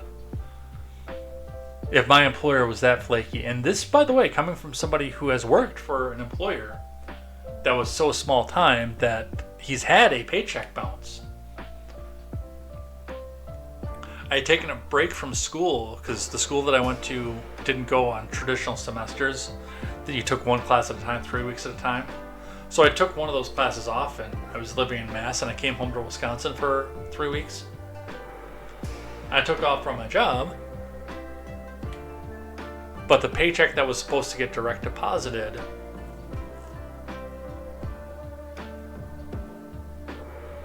while I was gone, it got direct deposited. I saw it in my account. I saw it online. And then it bounced.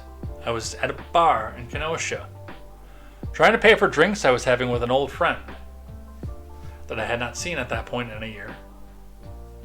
Trying to pay for those drinks, and my card got declined, even though there should have been more than enough money in there to cover those drinks. Because, paycheck bounced. But I didn't sit down and think to myself, oh, woe is me, and I just have to stay with this job no matter what. No, I went out and started looking for another job.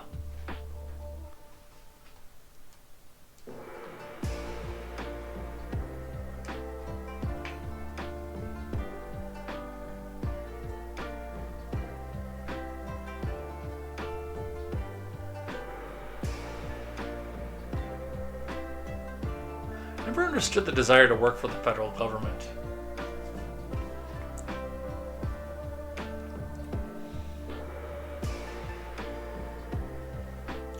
And I say this knowing the fact that the woman that shares the house with me does have a desire to work for the state government.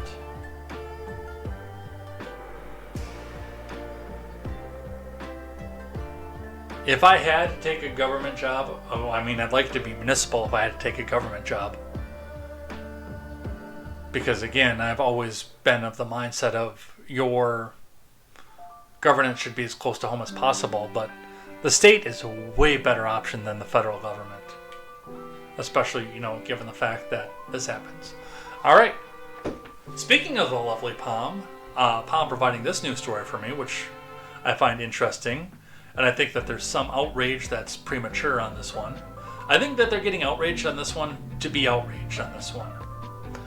Now, if it was a week later, and we still are not seated, then it's time to go start doing outrage. But like the certification for this particular rep, this woman, happened like yesterday, maybe the day before. They're trying to make it sound like Mike Johnson's refusing to do this for partisan reasons, or for evil reasons, or for sexist reasons, or etc. No, she literally just got certified a day or two ago. Now he's doing it because of the government shutdown, but she literally just got certified a day or two ago. They're not delaying it by that far. From NPC News, Democrats ramp up pressure on Speaker Johnson to seat Rep-elect Adelita Grijalva.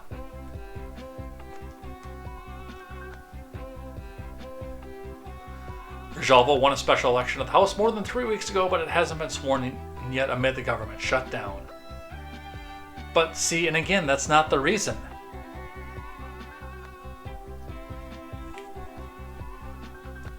From Scott Wong, Gabrielle Coriati, and Kyle Stewart. Democrats are ramping up pressure on House Speaker Johnson to seat Rep-elect Adelita Grijalva, staging a protest at his office, holding news conferences, and threatening a lawsuit to try to get him to swear in the newest Democratic member of Congress. Now, I might be wrong on process here, so correct me if I am, but as far as swearing in goes, can't congressmen be sworn in by literally any federal judge in the country?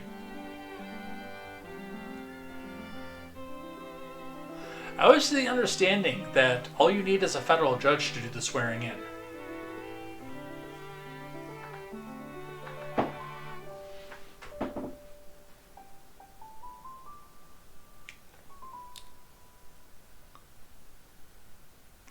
Grijalva won the Arizona seat of her father, the late progressive leader Rep. Raul Grijalva, in a September 23rd special election, but the House has not been in session since her election as part of the stalemate over the government shutdown.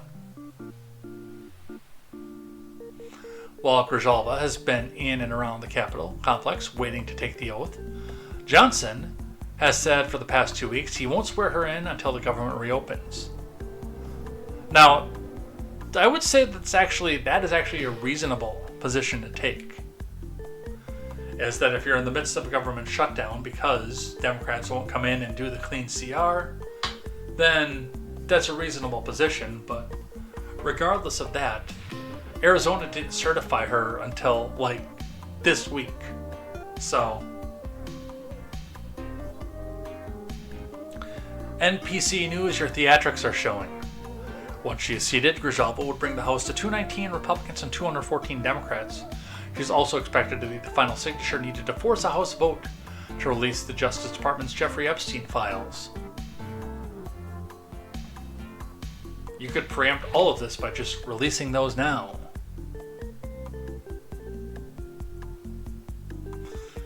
But, we're not going to do anything that's remotely intelligent.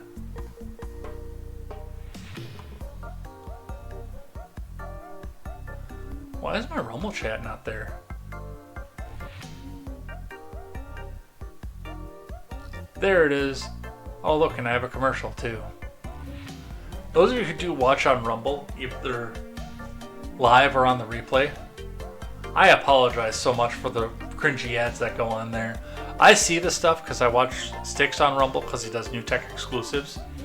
And just because every video you start has to come with 2 ads right away, and they are just the cringiest of cringe what they put on there. The people who sponsor Rumble, oh man. Dave Rubin, do better. Hey look, best viewers at streamsource.ru, a Russian link. Should we take the Russian link? I can still get to the Russian link. The Nightbot zapped it, but I can still get to it. Should we try it? Should we get the best viewers from a totally legitimate Russian link?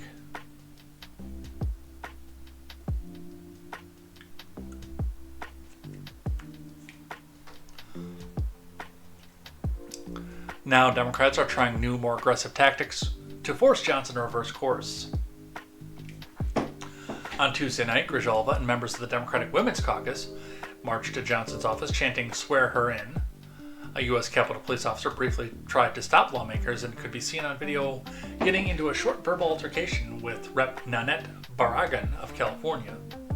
She claimed that the officer grabbed her, but the video only shows her pushing past an officer into the speaker's foyer. Capitol Police did not immediately respond to requests for comment.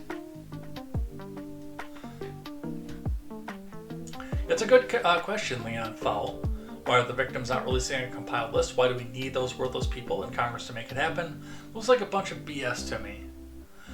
They might be under court compulsion not to speak about it. Would be the only reason I would think of.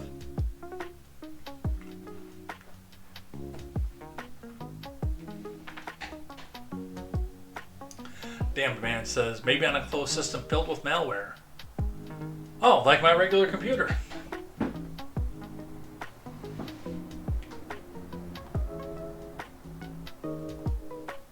In remarks outside of Johnson's office, Grijalva said she's not heard one word from the speaker.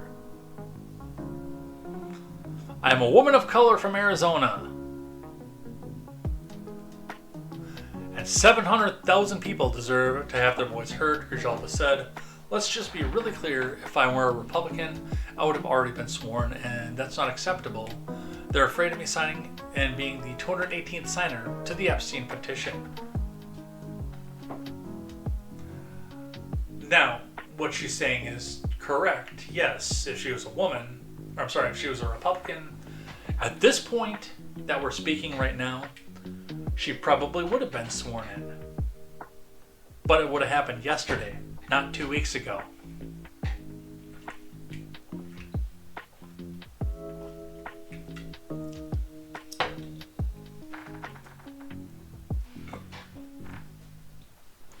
I'm not saying Rep. Grijalva is wrong.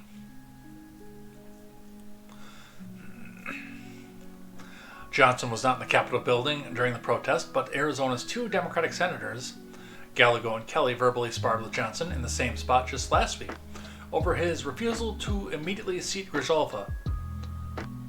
You know, at that point, while she was not certified.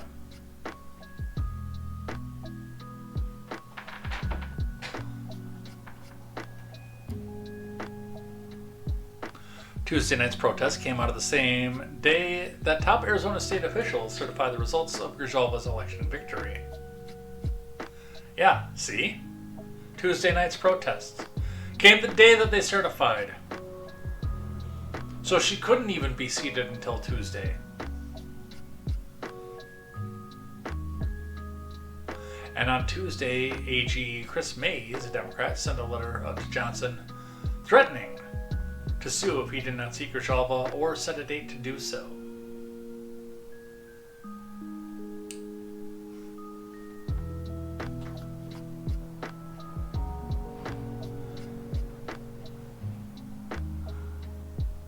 Yeah, I'm really hit or miss on whether or not it's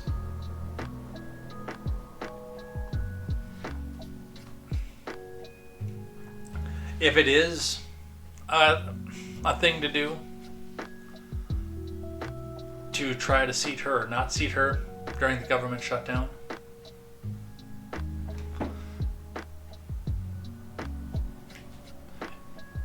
realistically, it would bring Democrats to the table if they thought they were going to get one more voice in the House.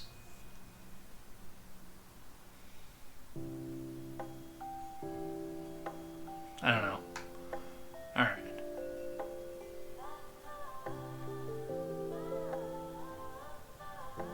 What else do we have? Mortgage Alpha. We know that one. Arizona AG. We talked about that. Should probably start wrapping this up here. What do we got for time? 2.5.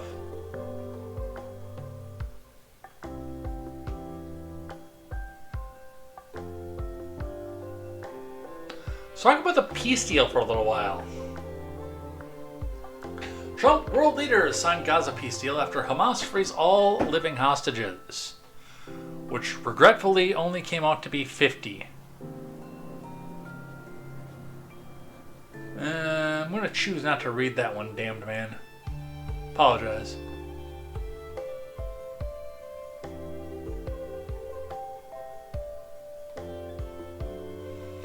Alright, what to know about the hostage release and Gaza ceasefire? Israel and Hamas moved ahead with crucial steps of the Gaza peace plan on Monday, as Hamas released all 20 of the remaining living Israeli hostages, and Israel released Palestinian prisoners and detainees. President Trump delivered remarks in the Israeli Knesset, the country's parliament, after arriving in the country on Monday at a summit later on Monday in Egypt. He and other world leaders signed a document to inaugurate the U.S. brokered plan to end the war in Gaza. Israel released nearly 2,000 Palestinian prisoners and detainees on Monday as part of the ceasefire agreement, in exchange for the return of Israeli hostages that include 250 people who are serving life sentences and about 17,000 others who have been detained and held without charges since October 7th. And that's in 2023, by the way.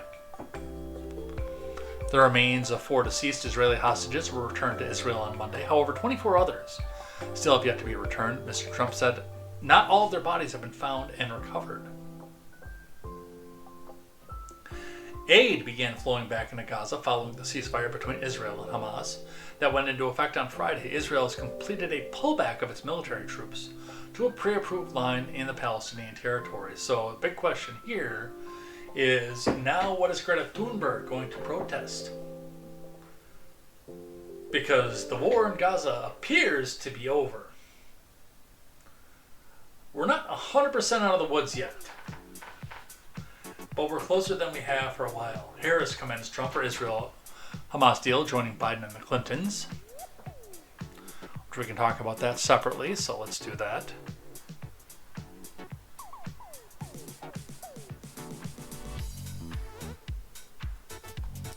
From Axios, Biden and Clinton praise Trump for Gaza peace deal.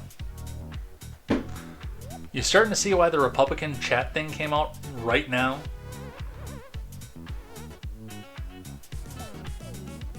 From Rebecca Falconer,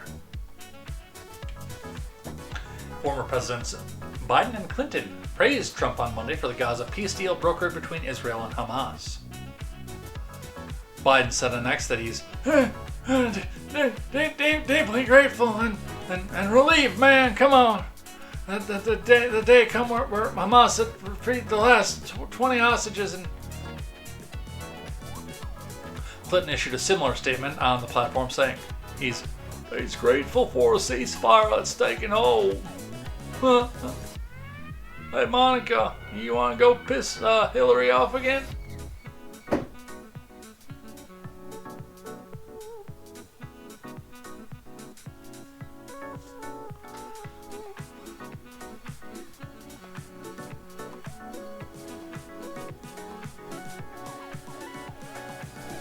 Both former presidents singled out Trump for praise, which is what a lot of mainstream media is not doing. They kind of wanted to just say that Egypt did this and ice Trump out of it.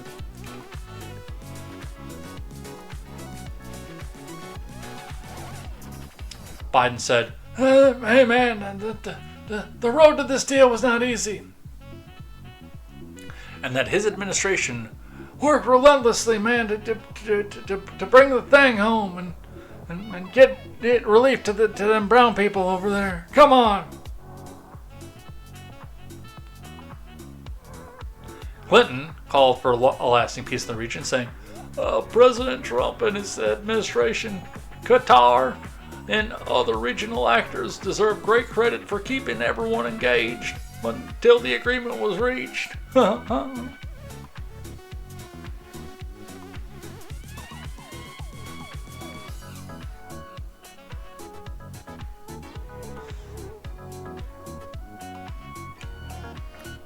The president told reporters Monday that he thought Clinton's post was very, very nice, actually. Trump said he'd always gotten along with him. He used to be a friend of mine. Came to my wedding. He noted former Secretary of State Hillary Clinton came too, though he did not mention this 2016 Democratic presidential rival by name. Yeah, and everybody knows that. We all know that they were buddies. Obama giving praise but being called out for omitting Trump in the post, actually. From Victor Nava.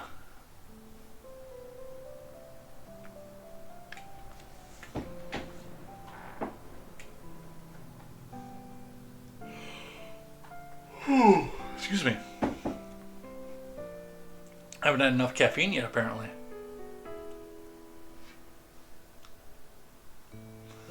Former President Barack Obama on Thursday hailed the Gaza ceasefire deal brokered by President Trump, but failed to mention the commander-in-chief's name. The glaring omission of Trump and Obama's social media post, celebrating that in the end of the conflict is within sight. Outraged admin officials, the president's supporters, and members of his family on X. After 2 years of unimaginable loss and suffering for the Israeli families and the people of Gaza, we should all be encouraged and relieved that an end of the conflict is within sight. That those hostages are still being they're being held and reunited with their families. And that vital aid can start reaching those inside Gaza, whose lives have been shattered.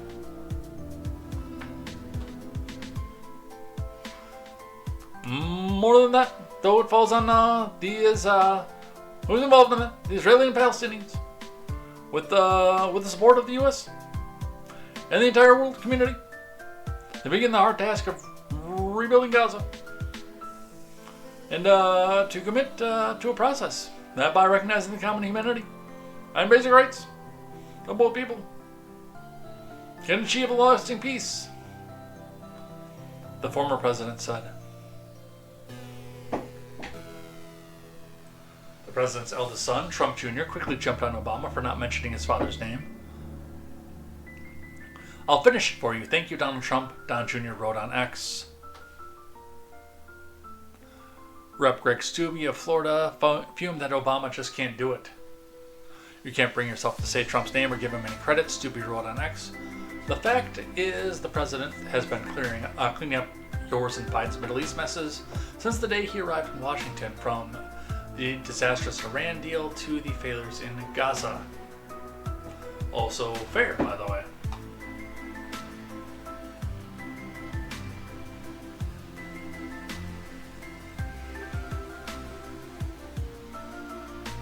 Oh, excuse me.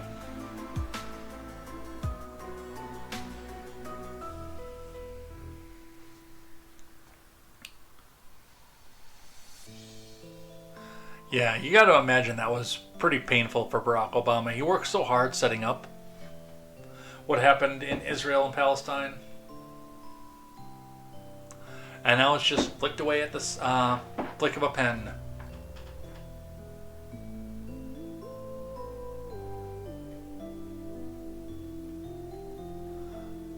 But that's good.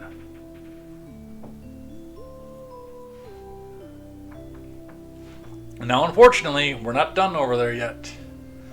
Hamas reasserts power in Gaza with retribution campaign, clouding peace deals prospects, from Laura Kelly over at The Hill.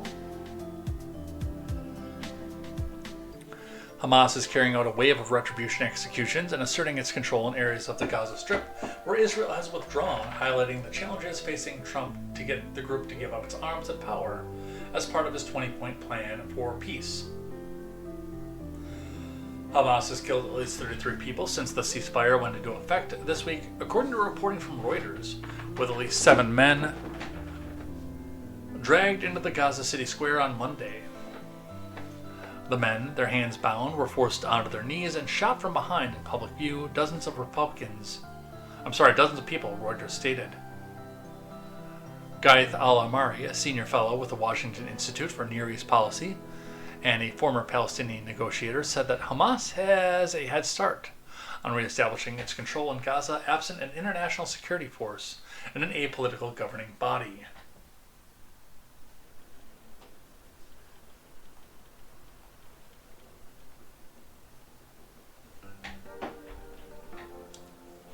I think we need to free Palestine from Hamas at this point. I don't. Not based on the fact that I think it's good for Hamas to be there. It's just, it's not our war. Plain and simple.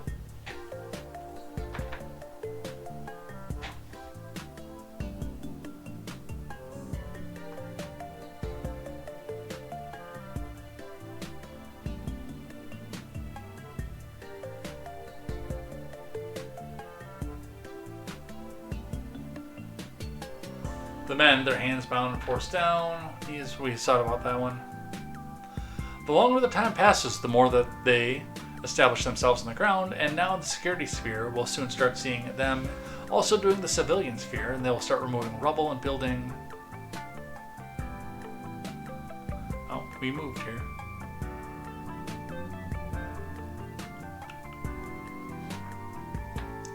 Building a couple of schools, offering healthcare, that kind of stuff, the harder it becomes to kind of dislodge them, he said. Hamas's actions showcase a difficult trade-off as ceasefire was put into place. By not demanding Hamas first disarm and step down from power, Trump secured on Monday the release of the remaining 20 living hostages who were held by Hamas for over 2 years. Work is ongoing to locate and transfer to Israel the bodies of 24 other hostages Hamas kidnapped during the 2023 terrorist attack. So,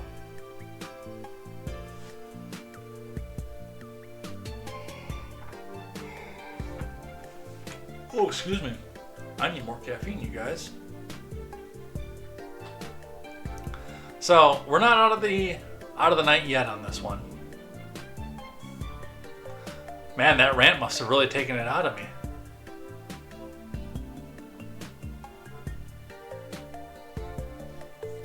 Alright, what else do we want to get to today?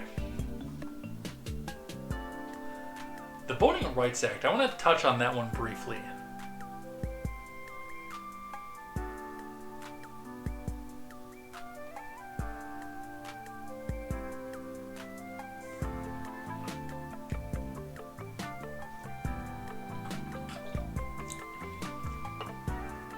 Greg Price tweets out, today the Supreme Court will hear oral arguments in Louisiana versus Calais, which will decide if mandating that states draw congressional districts based on race under the Voting Rights Act is constitutional.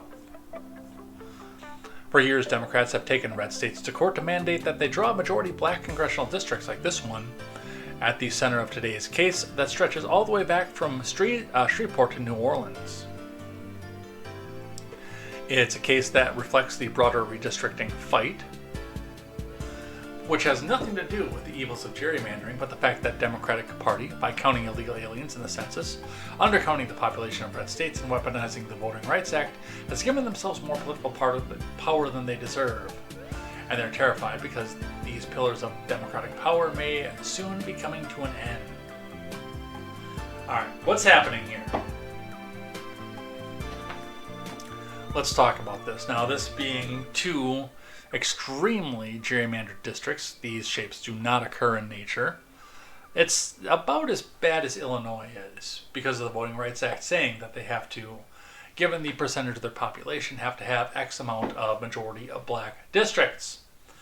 Given the fact it's Louisiana, I thought it would be higher than this, but according to this, it is only 2. Which honestly, I always thought was not legal under the Equal Protection Clause. But apparently the Voting Rights Act supersedes the Equal Protection Clause, and I don't think either of them are right. Or, well, I think the Equal Protection Clause is right, but I don't think that it's right to go back and, hey, I need you to have a district this way because it has this many black people in it. And of course, this is also suggesting that they are a monolith, especially in the South. Holy crap. The South and the Northeast are 2 of the places where I've seen the least segregation of African Americans from the rest of society. I mean, down in the South, from what I've seen, they're all just right there. Whereas living in Kenosha is one of the most red-line cities I've ever set foot in. Not counting Madison, where the red line is called Milwaukee. I've seen horrible redlining up here, and again, I think it's asinine. I do. But I see a lot of that because of democratic governance who want to take and concentrate people of a certain skin tone into a certain place so they can get one big or maybe 2 big mono districts like this with a certain population that is likely to vote a certain way that they want.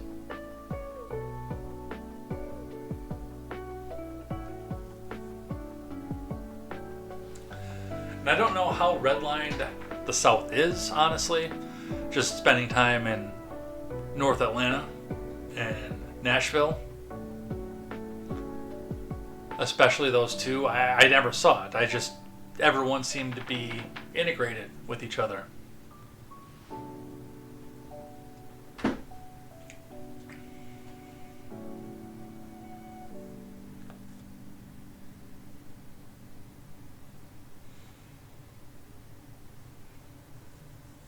But as far as this goes, I don't understand how even the Voting Rights Act could go through with the Equal Protection Clause in place as it is. And there have been some nasty things flowing around about this one too. I'm going to grab a video from Fox 5. Let's have a listen.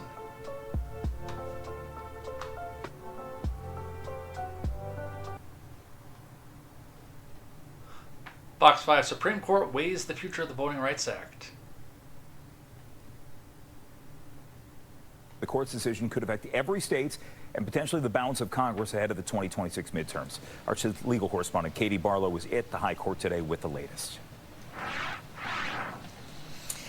Section 2 of the Voting Rights Act prohibits voting practices and procedures that discriminate on the basis of race. The law was passed in 1965 in the wake of Jim Crow to ensure equal access to the voting booth, particularly for black Americans. So what happens if state lawmakers draw a congressional map that discriminates on the basis of race? How do you fix it? Louisiana drew a single majority black district for the state's 6 congressional seats, even though the state's black population is roughly 1/3. And a court said that likely violates Section 2. So then they drew a second majority black district, and then a group of non-black voters said that new map discriminates against them. Now, a majority of the Supreme Court justices today appeared sympathetic to that argument. Justice Oh, we're loading.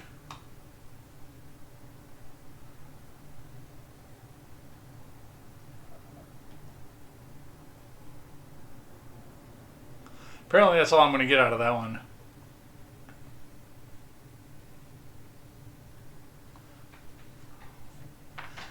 Grabbing one from the Associated Press as well. Protections of the Voting Rights Act are under threat as the law marks its 60th anniversary. From Gary Fields and Jack Dura.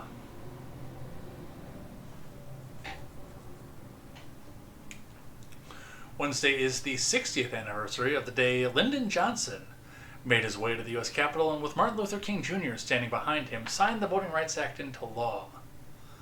The act protected the right to vote and ensured the government would fight efforts to suppress it, especially those aimed at black voters. For many Americans, it was the day U.S. democracy fully began. The law has been slowly eroding for more than a decade, with the 2013 Supreme Court decision ending the requirement that all or part of 15 states with a history of discrimination in voting get federal approval before changing the way that they hold elections within hours of the ruling. Some states that had been under the pre-clearance provision began announcing plans for stricter voting laws. Those changes continued, and especially since 2020 and Trump's false claims of widespread voter fraud cost him re-election, the Supreme Court upheld a key part of the Voting Rights Act in 2023, but in its upcoming term, it's scheduled to hear a case that could roll back that decision and another that would effectively neuter the law. That's hot. I said neutered.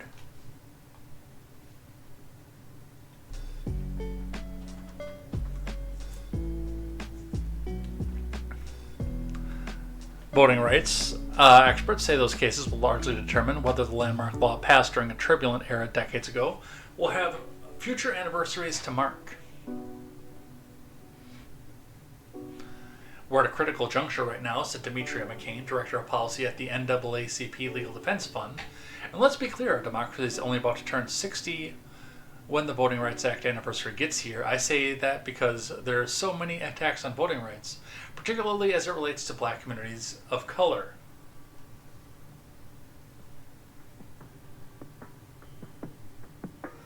Native Americans celebrate a win that could be temporary. The reservation of the Turtle Mountain Band of Chippewa Indians, about 10 miles from the Canadian border. A region of forests, small lakes, and vast prairie land. Its main highway is a mix of small houses, mobile homes, and businesses.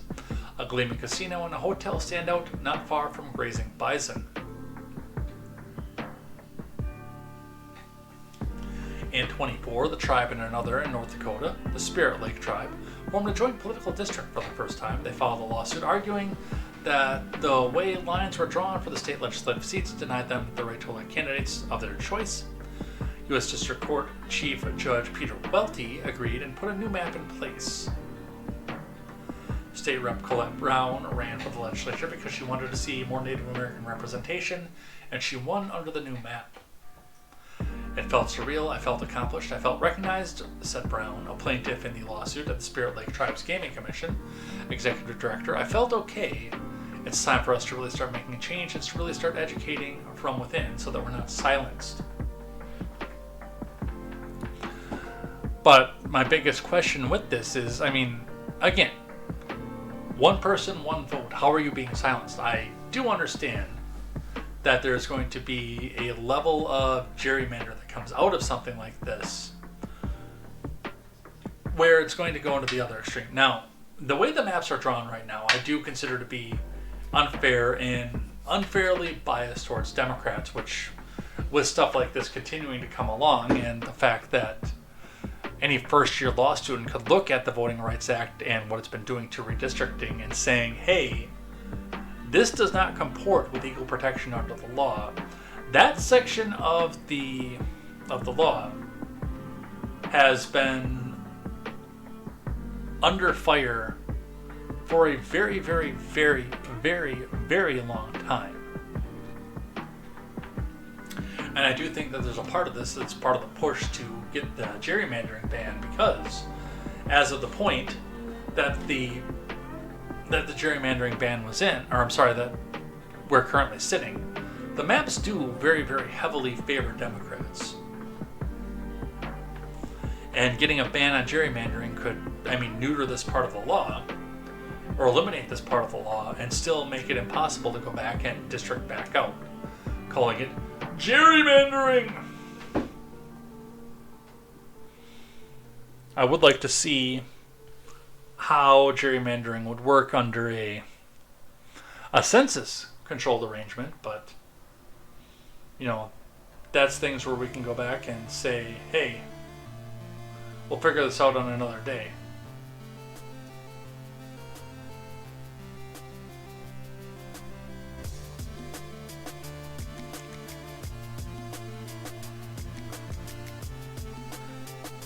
But yes, I am of the belief that putting your finger on the scale,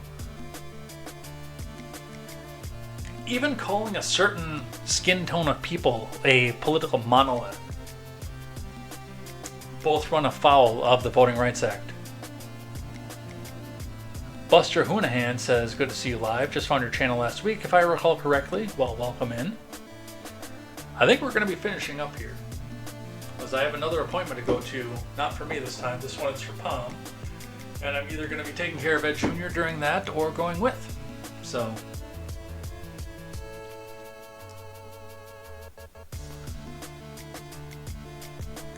maybe I'll finally get my insurance claim closed out. That would be something, wouldn't it?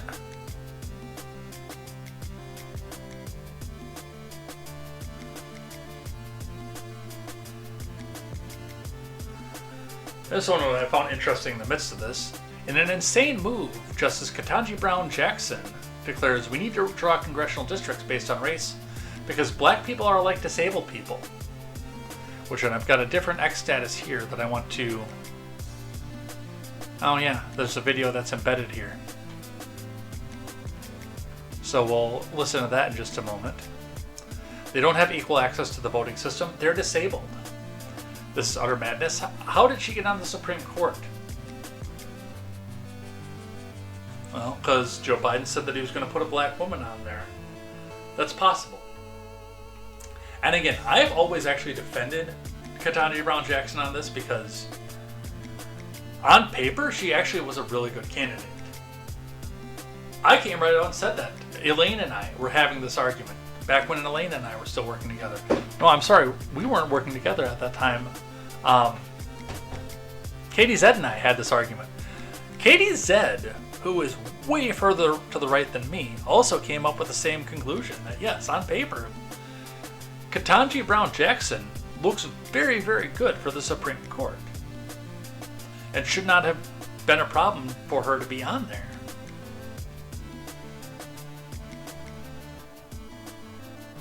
But we will never know if she was picked on her merits or if she was picked because black female, because that was what the Biden admin made the biggest deal out of.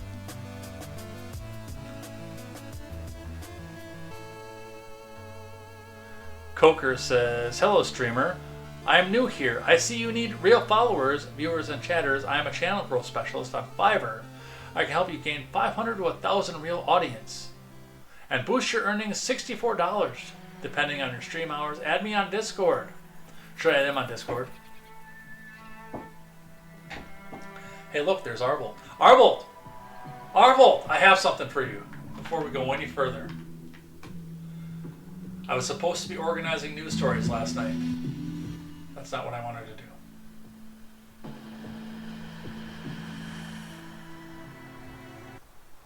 I did something else instead of organizing news stories. I did organize news stories again last night, but I did something else while I was supposed to be organizing news stories. Do not come. I did it. That's beautiful, man. I have sounders.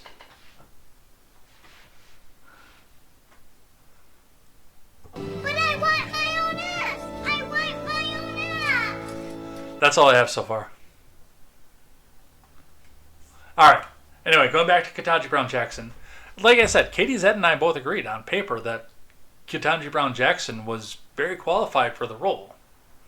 She's made a series of missteps since she was in the role, yes. But the reality is we're never going to know if she got in because she was actually very qualified for this role or because, you know, Biden said black female.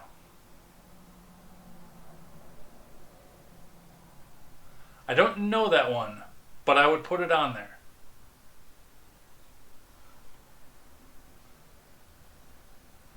Arvolt requested the Kamala one. That's why that one got on there right away. You find video clips and you put them in the Discord.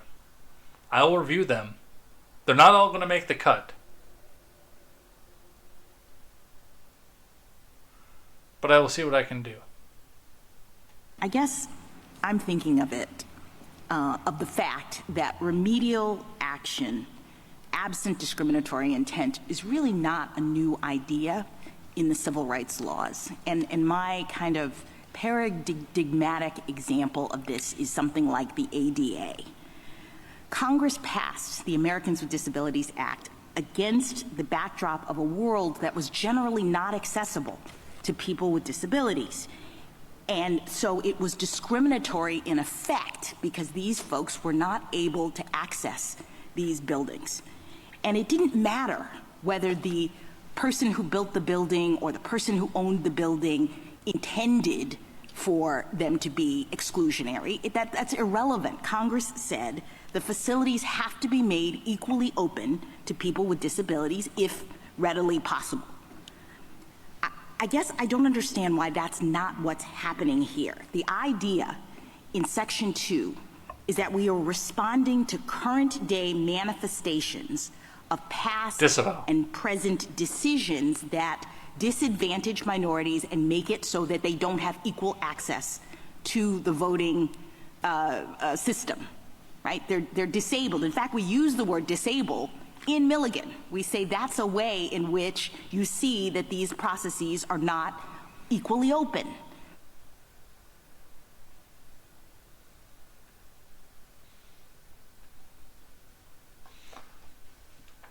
Well, I don't believe in what she said, and it's a little bit appalling the fact that she said it. But she did indeed say it, so.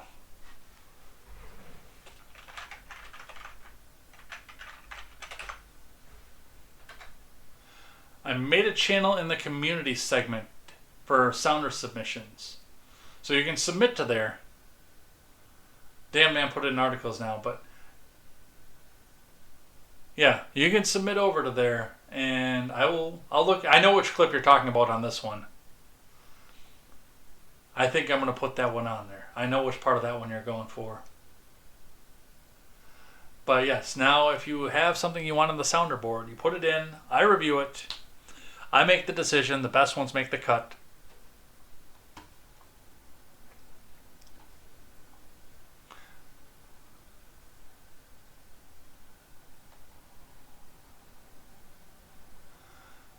So we will see what happens with this. Well, again, we're only on the first arguments. I'd be willing to think that by this time next week, we have a decision on this. All right. I think that's all I'm going to do today. Do I have anything else that I really want to get to? Not really. I want to see more about what comes out about Letitia James before we really get into that one, and I might possibly make a one-off video on that one.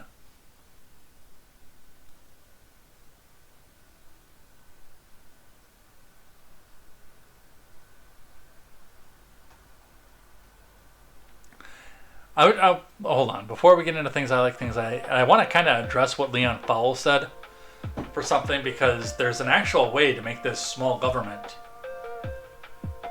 as well, to make a small government argument for this. Now, yes, with the ADA, the Americans with Disabilities Act, Leon Fowle says, how does any clown have the right to tell me to modify entrances to my store to accommodate others? That should be my choice. The government is absolute tyranny now. No one's forcing anyone to use certain stores, so the government has zero authority in this matter. Now, from a business owner standpoint, I would, if it was me, I would want to modify my entrances without government intervention, because if I had a restaurant or a liquor store or a distillery or a hardware store or any of the above, I want as many people coming through that door as I can get. So I want to make that door wide enough and accessible to as many people as I can get. Because I want hundreds of thousands of people to come through that door. As long as they come through that door with money. So on a small government side, I could say that yes, that's a realistic reason to want to go back and do that.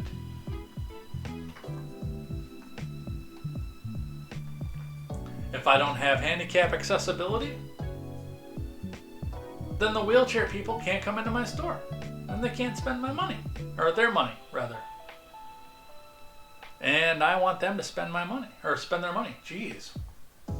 Are we over 2 hours? Is that why I can't talk right now?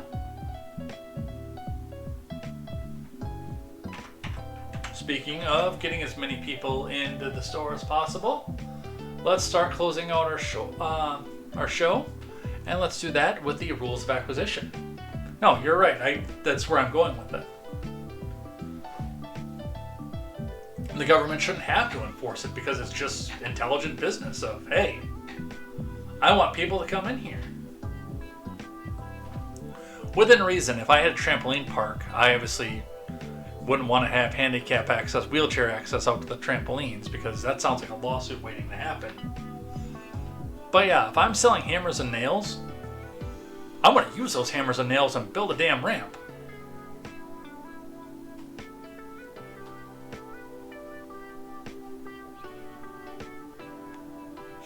I'm thinking of the first episode of King of the Hill. A hammer! Where do I find a damn hammer?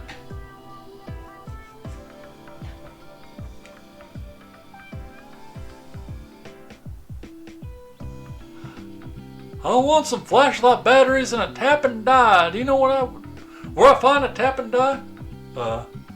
What's a tap and die? That was the pilot episode. And it was hilarious.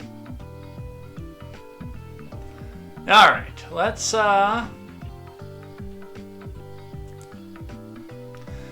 look at our 121st rule of acquisition for the day. That should be where we are at right now. Everything is for sale, even friendship. So this is one of those that is a full-out mockery of capitalism. We talked about this before. The rules of acquisition being the Ferengi equivalent to the Ten Commandments, even though there are 432 of them. And keeping them gives you social credit that you can use at the end of life to bid on a better life of the Divine Treasury. And we've been going over some of these with the explanation that yes, Roddenberry being a devout communist, many of these are full-out mockeries of open capitalism. But we still talk about them and we just point out the fact that they are.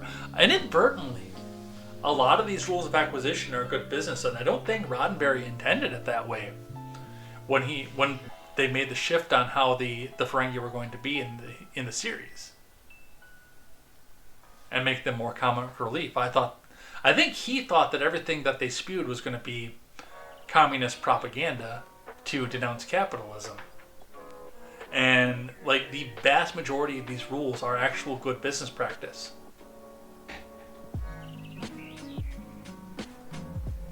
But this one is a mockery of capitalism. Everything is for sale, even friendship. If I have to buy a friendship from you, if I have to shower you with gifts to make you want to hang out with me and give you money all the time, I don't want it, man. I want you to want to be around me without gifts. And, if you're my friend, then I'm going to help you out when you need to, or when you need it. If you're somebody I care about, then yes. When I have the means to do so, I'm going to do so. But I'm not going to try to buy your friendship, yo.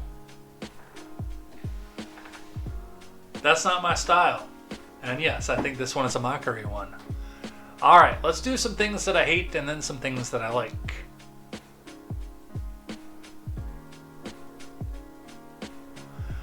Things that I hate, starting with Orrin McIntyre. Pornhub keeps ceasing operations in every state that requires age verification. It's almost like their entire business model was built on intentionally getting kids addicted. And yeah, I'm of the mindset of that, and especially with everything being as easy as it is. I mean, RJ Reynolds even said it back in the day when smoking was fashionable. Hook 'em young and you got a customer for life. When you come out to a point where you can go and access for free with very, very little on an age verification, and most of your revenue is coming from ads, not from actually paying for stuff. then yeah, you can make a fortune off somebody who doesn't quite know what his hormones are for and what he's doing. Just knows that it feels really, really good when he watches two people doing the thing and then touches it right there. And it gets to be like a hit of crack where you need more and more of it every single day. So, I hate the fact that that is their business practice, and fully understand the fact that it's very likely that it is. And even people who are of age can do it, but when their justification behind it is not, I would say, malicious, but how it looks in practice is.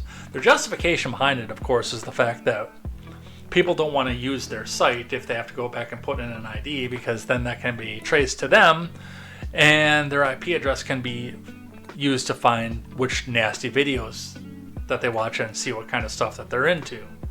So it does take away some sort of level of privacy and puts the ability to get you caught, essentially, out there.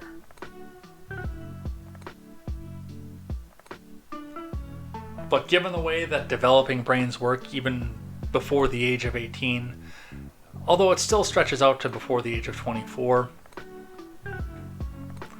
let's be realistic. If you start some 13-year-old watching two people do it because he's curious, then yeah, you're going to be holding on to a customer for quite a while at that point.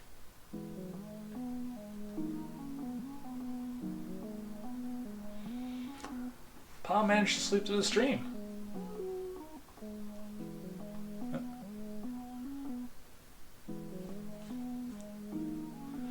Let's see.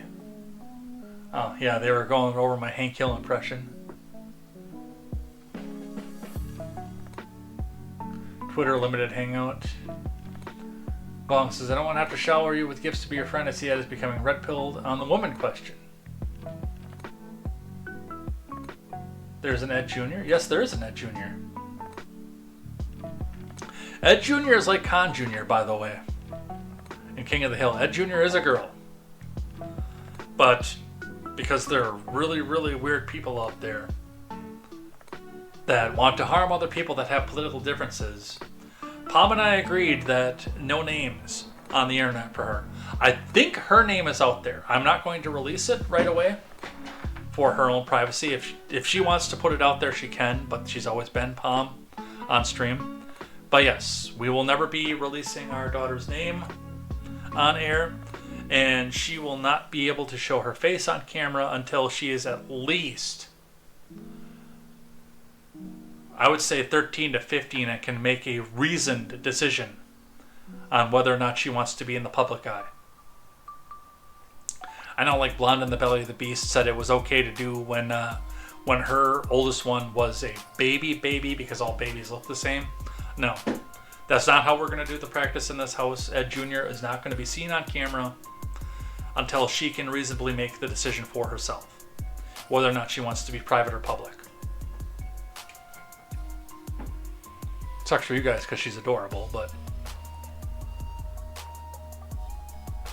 And Pom is waking up. Everybody upgrade to Windows 11 already? I'm not on Windows 11. If I knew I wasn't going to lose my entire hard drive, especially now that I'm figuring out how to do it, you'd be watching a system running on Ubuntu right now. But given the fact that I know from experience that I have to wipe my hard drive to do it, because I did it on my laptop as an experiment, then yeah, no, we lose everything at that point.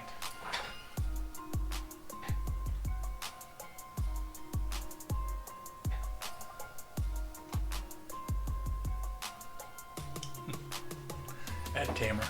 Nice.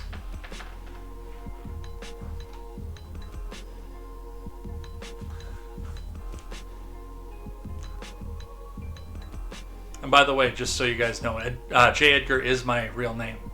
I dropped my first name to an initial long before I ever even thought about doing online stuff, because I had a stalker. You don't get my last name without working for it. Because I wanted to make sure that my parents stay out of the public sphere.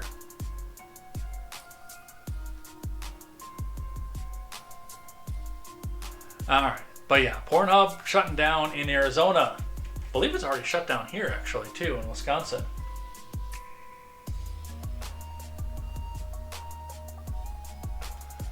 Alright. So, this is a big thing. Now, full disclosure, I don't have a lot of confirmation about what's happening with this. I know our left-wing friends are trying to come out and make this into some big gun registry list, and if we wind up having a federal gun registry over this, well, my support for Trump is already gone, but it's gone more after this. But from what little bit of information I've been able to see about the lawsuits, people like the main wonk, Maine over here, are full of shit. But the main wonk tweets out, "Hi Mega, have a seat. Trump DOJ just got a judge's approval to make a federal gun registry, and they're seizing the membership list of a gun owners organization. A very small one, by the way, that's subject to a lawsuit currently. They're not going after like the NRA or GOA. GOA is fighting on this particular gun owners organization's behalf, but they're not getting the list of GOA owners. Trump is coming for your guns. No one is safe in a police state. Thank you for your attention to this matter." It's almost landed on things that I like, because I thought it was hilarious the fact that only Trump could get virulent anti-gunners to suddenly turn into pro-gun. But the fact that we're even having to have this conversation, the fact that it's within the realm of possibility to have a registry at this point, I still hate that. I have a couple articles that go with this, but nothing out of a green check verification. So this is going to be on the to watch, but keep in mind that this is happening. Gun Owners of America raised concerns about Pam Bondi's track record on gun rights. GOA sounded the alarm following the Senate confirmation of Pam Bondi. And look, I can see a junior from here. You can't see a junior from here, but I can.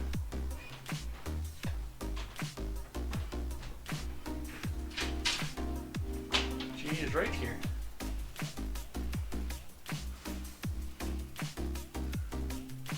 She's stepping on the camera.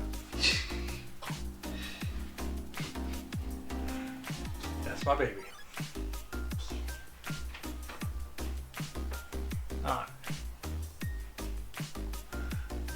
Those states requiring submitting IDs, I think it's kind of dumb. Parents should be responsible for what the kids do, not websites. Well, and the websites are doing it on mandates from their own state governments. Pornhub is like a YouTube for adult entertainment, by the way. It's where you can go and upload stuff and they get a bunch of ad revenue off of it, and it's all open source, and they've been busted for doing kiddie stuff a lot.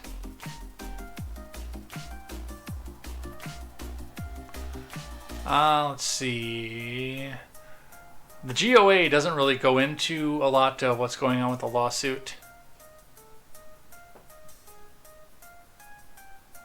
Actually getting a decent tax refund, and hopefully getting 3 to 4 new monitors coming in here, because the one over here belongs to Palm, and she let me use that after my left one burnt out completely. This one is working fine, and the backlight went off of this one, so I can't see where my cursor is when I'm trying to close a window. So once the government decides to release the money, we're getting at least these 2 fixed. Hopefully all 3. Don't forget how you broke Palm's monitor. Yes, there was that too. I'm salty.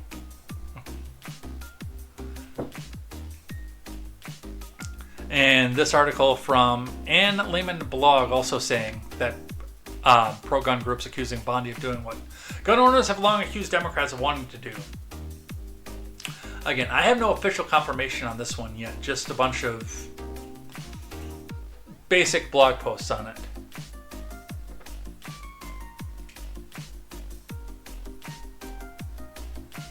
What's the best device to use if you want to have 4 or more monitors?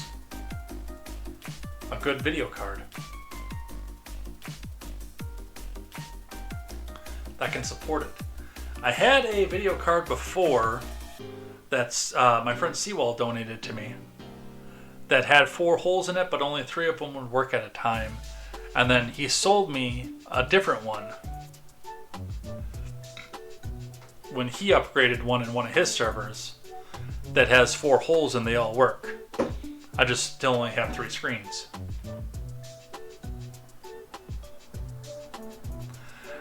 Nancy Pelosi had a nice meltdown in front of reporters. Apparently she was asked about the National Guard thing because we're still trying to relitigate January the 6th. Everybody who's involved in that should just drop that completely at this point. But Guy says, look, I'm no fan of Pelosi, but I'd be mad too if a reporter had accosted me like this after I just slammed 10 margs at Senior Frog's 2-for-1 happy hour and had to be assisted by Uber that I don't even remember calling. 10 margs in that woman too, no matter how much of an alcoholic she is, has got to hit like a brick. She's tiny. Congresswoman Pelosi, are you at all concerned that the new January 6th committee will find you liable for that day? Are you at all concerned about the new January 6th committee finding you liable for that day? Why did you refuse the National Guard on January 6th? Shut up. I did not refuse the National Guard. The president didn't send it. Why are you coming here with Republican talking points as if you're a serious Holy shit, journalist? she's The American drunk. people want to know. We still have questions. Thank you. Congresswoman Pelosi, are you at all concerned that the new January 6th committee will find you liable for that day? Are you at all concerned about the new January 6th committee finding you liable for that day? Why did you refuse the National I want to Guard watch that again. That was January funny. 6th? Shut up. I did Shut not up. refuse the National Guard. The president didn't send it. Why are you coming here with Republican talking points as if you're a serious journalist? The American people want to know. That was funny. That should have been on things that I like. But the fact that we're, again, relitigating this, and it sounds like they're going to make a new committee. AOC back in the news as well. AOC is running for president, says Brian Krasenstein. I don't think she is. Full disclosure. I think she's going to do like Gavin Newsom and Kamala Harris, where they're going to sit there and they're going to say, will they, won't they forever. I still think, by the way, it's Alyssa Slotkin is going to be the one.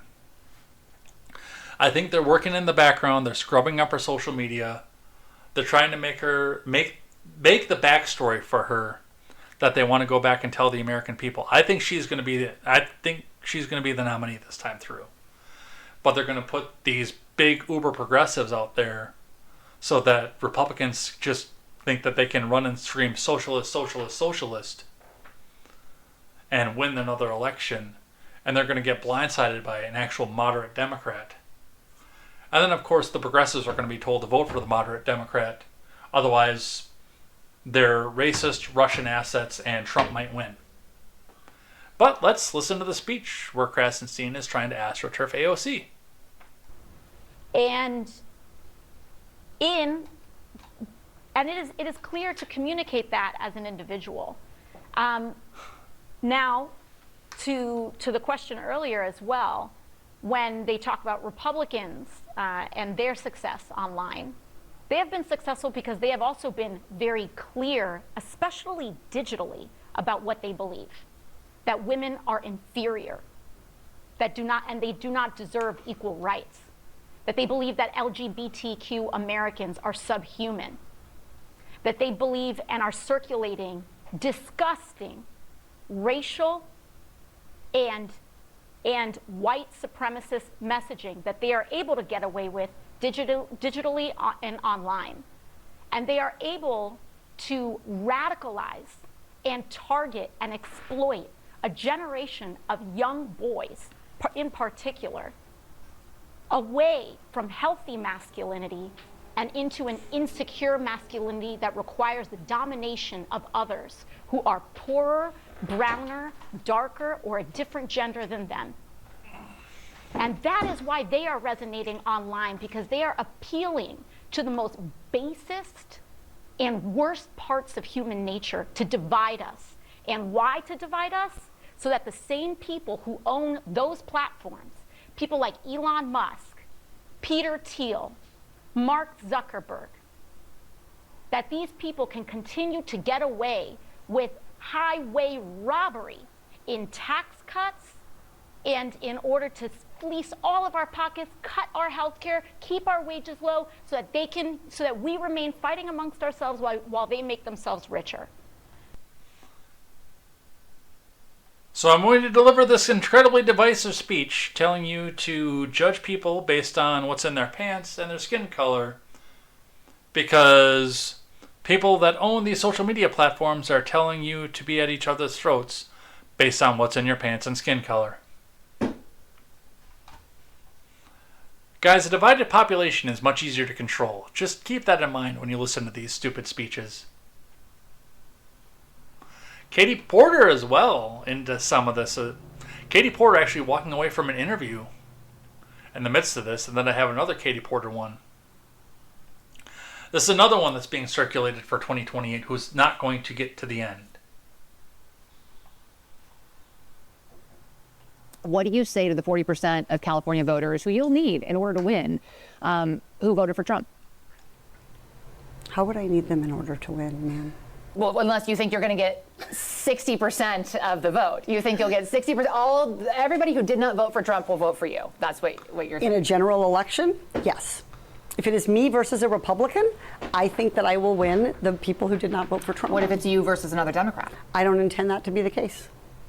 So how do you not intend that to be the case? Are you going to ask them not to run? No, I'm saying I'm going to build the support. I have the support already in terms of name recognition. Mm-hmm. And so I'm going to do the very best I can to make sure that we get through this primary in a really strong position. But let me be clear with you. I represented Orange County. I represented a purple area. Mm-hmm. I have stood on my own 2 feet and won Republican votes before. That's not something every candidate in this race can say. If you're from a deep blue area, if you're from LA or you're from Oakland, you don't have an experience. But you just said you don't need those Trump voters. Well, you asked me if I needed them to win. So you don't think I feel like this is unnecessarily argumentative. What is your question? The question is the same thing I asked everybody, that this is being called the empowering voters to stop Trump's power grab. Every other candidate has answered this question. This is not argumentative. And I said I support it.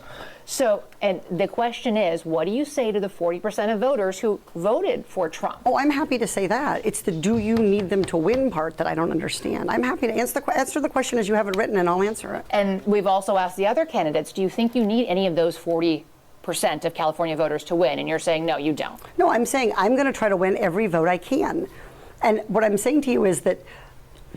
Well, to those voters, okay, so you... I don't want to keep doing this. I'm going to call it. Okay. Thank you. You're not going to do the interview with us? Nope, not like this. I'm not. Not with 7 follow-ups to every single question you ask. Every other candidate has answered. I don't care. I don't care. I want to have a pleasant, positive conversation in which you ask me about every issue on this list.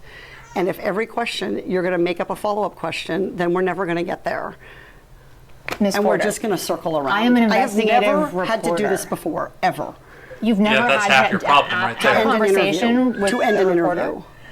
Okay, but every other candidate has done this. What part of I'm me? I'm running for governor because I'm a leader. So I am going to make... So you're not going to answer questions from reporters? Okay, why don't we go through? I will continue to ask follow-up questions because that's my job as a journalist, but I will go through and ask these, and if you don't want to answer, you don't want to answer. So nearly every legislative... I don't want to have an unhappy experience with you, and I don't want this all on camera. I don't want to have an unhappy experience with you either. I would love to continue to ask these questions so that we can show our viewers what every candidate feels about every one of these issues that they care about. And redistricting is a massive issue. We're going to do an entire story just on the responses to that question. And I've asked everybody the same follow-up questions. Yeah, that person's ready to be a leader. Absolutely. Oh, I'm just not going to have in a state with a jungle a jungle election and a jungle primary. Oh, I'm just not going to have a Democrat opponent.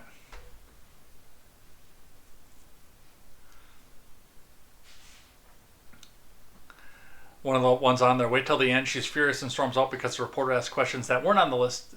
She was apparently provided ahead of time. What Yeah. do you say to the 40% of California voters who you'll need in order? Shut up, I don't want to listen to that again. She doesn't want an unhappy experience. Haha, then she should not run for public office.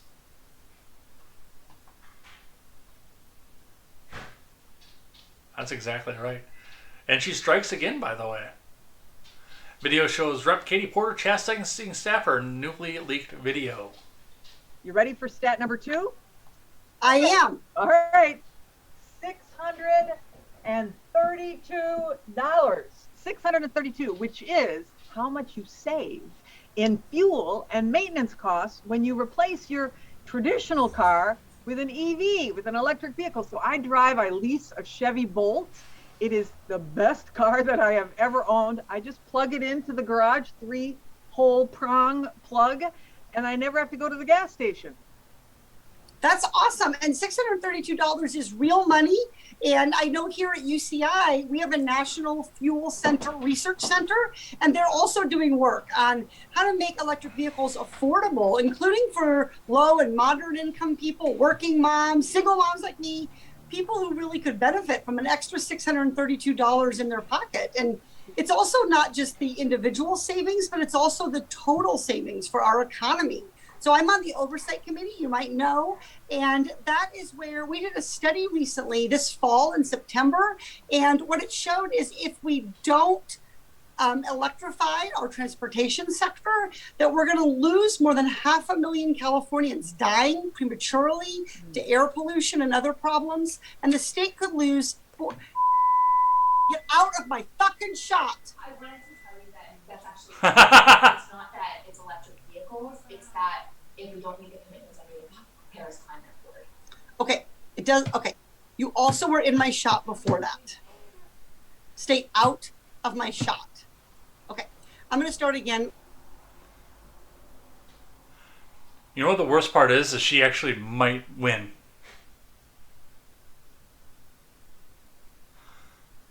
Even with this stuff coming out. Because it's California. Speaking of California, the redistricting election is going on right now, and the mail ballots are going out, because that's going to go over 100% accurately. Wall Street Apes pointing out, holy crap, Gavin Newsom's redistricting election is going to be rigged.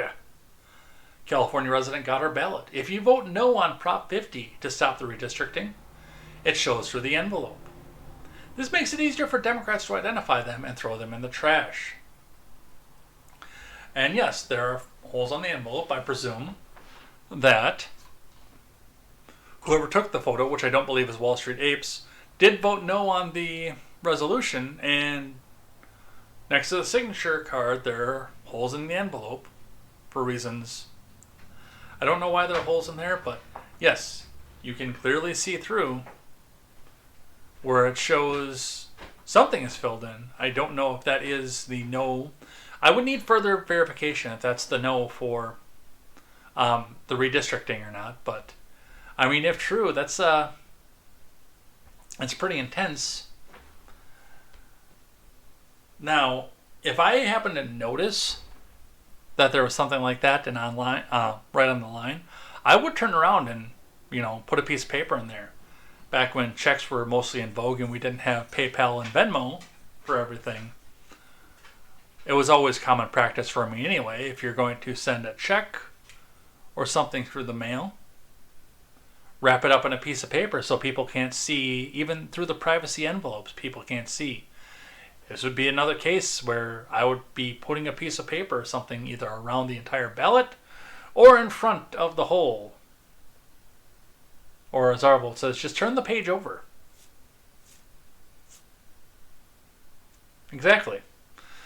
But yes, there are ways to mitigate this. It's just I don't think a lot of people would have thought of them. So, one of the things to keep in mind on the security of, quote, your mail-in ballot.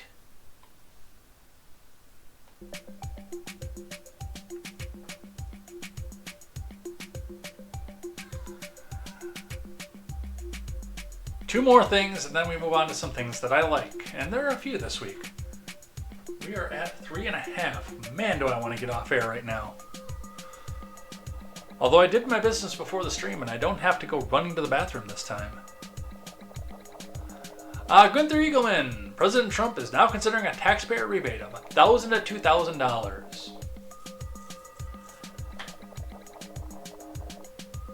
Would it be nice? Would I be able to do some things with that? Yes, I would. There might be some upgrades to the stream rig. We might get some RAM upgrades, possibly some screen upgrades to that. Get some more of the new truck paid off, which hopefully we'll buy that today. I don't know if that's going to be a reality or not, but hopefully.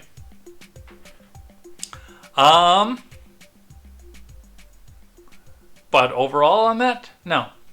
I don't want to see that. Now, in our household, if we both got something like that, yes, there'd either be an improvement to the house going on somewhere or a big payoff and a chunk in one of our bills. Full out, that's what that would be. We pay off a bill, we pay off a credit card, we'd do something useful with it. The vast majority of people who are going to get this are going to run right over to the Walmart and buy the 70-inch TV that's sitting over there for... Pom, if you're on air, what was that going for? Like $700? No, I think it was less than that. I think it was like $500 for a 70-inch TV. And go and make the Waltons richer. We did the same thing with the last couple, every stimulus that we've had. Even going back to the Bush years. They say that it's an economic stimulus to try to get the economy jump-started again or other stuff like that.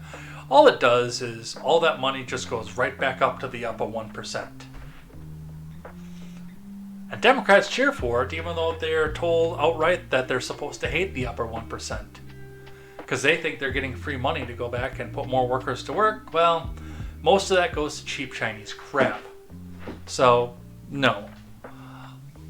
Do something with that, pay down the debt, make our taxes lower, something. There's something better than just sending it out as a lump sum check and making the CEO of Walmart, Target, and several gun store owners richer.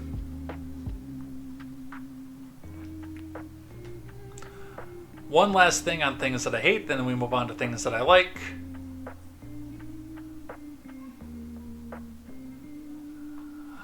Moms for Liberty. A teenage girl in Middleton, Wisconsin was ordered to write her full name on a square in the high school hallway and publicly declare herself a Republican, Democrat, or Independent. I'm guessing in Middleton, this was one of the few Republicans that were there. Middleton is Madison area, Wisconsin, by the way. As you guys all know from the fact that I lived close to there not that long ago, while I was streaming, Madison is so blue, it makes California look right-wing. She refused at first because she had just overheard other students pointing at the red squares and sneering, all those people are Nazis, which, given the fact that it's Middleton, there were very, very few in that square. I can tell you that from experience. She told the history teacher she was afraid. She explained what she'd heard, which the teacher, also probably being an ultra-progressive teachers union shill, turned around and said, "Do it anyway, or everyone will know that you are a Nazi." The teacher dismissed her and ordered her to participate anyway. She was described as shaking and being forced to out herself politically in front of peers. This is intimidation, not education. This is what happens when schools trade neutrality for activism. And yes, if this was not a Madison area school, I would say that this might actually be an interesting exercise in communication and everything. But with this being a Madison area school, and I'm sure that this girl's parents, I'm sure that she comes from a somewhat conservative upbringing, if she's willing to go back out and do this and hold those beliefs.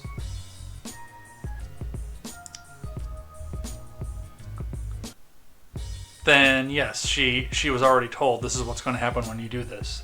And possibly doesn't want to come back out and lie. Now, in a situation like that, if I was that age, I have a very low opinion of the public school system based on what happened to me in the public school system. But to get out of there as fast as I could because it's legally required for me to go until age 18. Otherwise, I'm truant, and my parents go to jail or get a massive fine over it. I would be in a situation where read the script, do the thing, keep your head down, and go. I would just mark D, put it on the board, and not say another word. And that's it.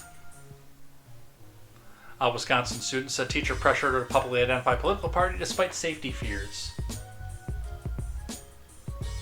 I know how my parents voted while I was growing up because I grew up in a union household, and they were very open about that.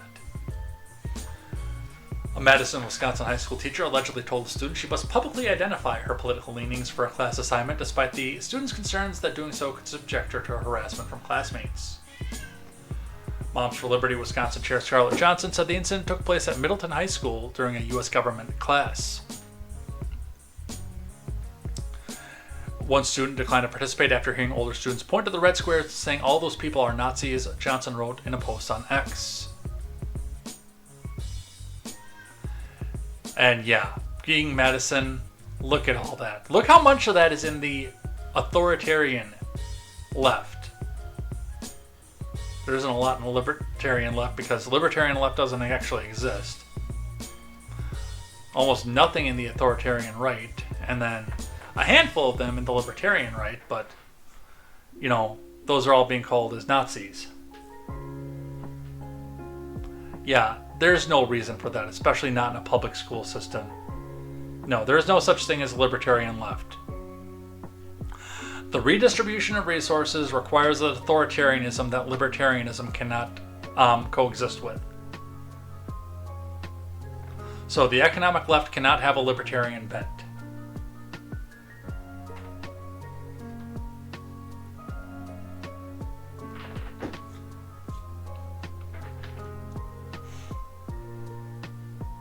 And the social libertarian side of it is already the libertarian part of it. But typically, your up and down on your political axis is social issues, authoritarian versus libertarian, enforcement versus to you, and then your left and right are economic axes with full free markets over on the right side and full redistribution over on the left side, which would be over there, libertarian left. And yes, there's a level of authoritarianism that has to be in the left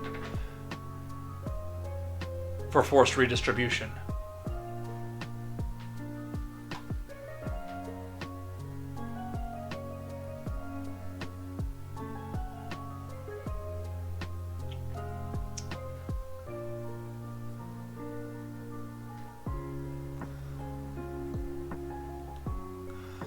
Yeah, and again, especially for a public school that's not supposed to be having a side in this, even though the teachers union has them by the balls. Yeah, this was a completely inappropriate assignment.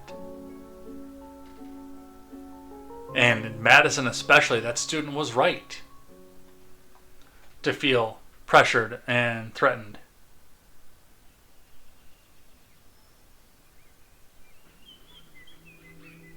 You're a monarchist, I'm a minarchist.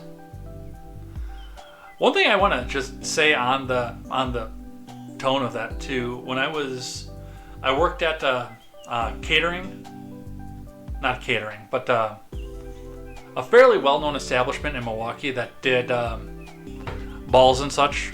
Bong knows what it is. I know he does. I think I might have told him that I worked there at one point. I'm not going to say the name because I don't want them to get protested because they were at one point associated with me.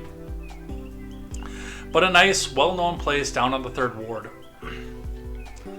I worked there I went to culinary school for a little while. And in doing so, I had taken a job doing more culinary stuff. Basically, I was doing banquet setup, tear down, and table waiting. And I worked some proms and everything there, but we always got a break and we got a meal while we were all working, which was always the nice part of working in a restaurant. I had worked there, and the topic of politics had come up in the break room, and this is a very, very African American clientele, or not clientele, but workforce for the most part, and a lot of them were going in, and at that time, this was when Scott Walker was still in office. The major argument is that, yes, as usual, all Republicans just want all black people to die. So we're having, and they're talking about who is voting for who in the governor's race, and I had said outright, I wasn't real impressed with Scott Walker for a lot of social issues, for obvious reasons, but I was impressed with Act 10 and the fiscal sweep that it came with that. And I said that. I was open about that. I said, I don't care about social issues, but Walker's been a very, very fiscally responsible governor in the time that he's been here.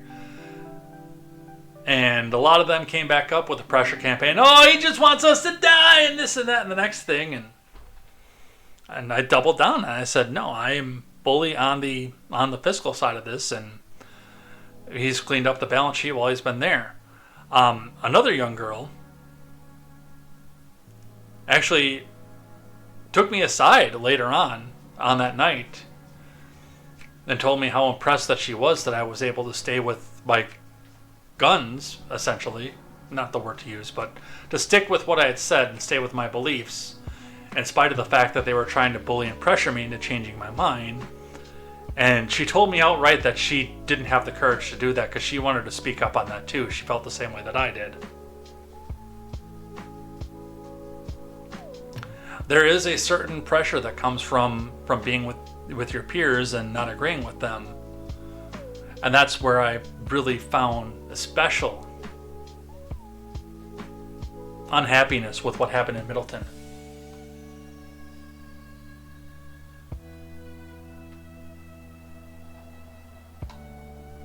I'll DM you, Vong. But I think I've already told you where that was. Alright, some things that I like. There are a few. There were like none last week, so I'm glad that we pushed this off for a week. So the other night, while I was on baby duty overnight, we keep the TV on in our bedroom. We don't usually watch it, but then there's automatically a light on without it being an overpowering light for baby feeding, baby changing, etc. So I'm like, what do I want to put on just to keep the screen on? And I had seen that on Hulu, on Paramount rather, they just came out with a new Matlock with Kathy Bates, which I've not seen. But I remember the old Matlock that my mom used to watch, so I started watching that. I only really watched one episode, but the theme came right back to me as soon as I heard it, and I loved the theme. The show was pretty good, and I didn't realize that it was Andy Griffith when I was younger, because I didn't know who Andy Griffith was when I was younger. Now that I'm older and I remember the Andy Griffith show and everything, it's kind of impressive to me that this is the shift that he did in his career. But then he's also working against Dick Van Dyke in the first episode. And I didn't realize that was Dick Van Dyke until he started talking. Because the age had caught up with him from Chitty Chitty Bang Bang, but that voice is unmistakable. That voice is unmistakable. But we're going to do this, and I do have to start wrapping this up, because if I don't wrap this up soon, I'm not going to get any food. The theme sits here and sits in your mind like an earworm. So here we have the Matlock theme. Don't copyright pop me. They shouldn't.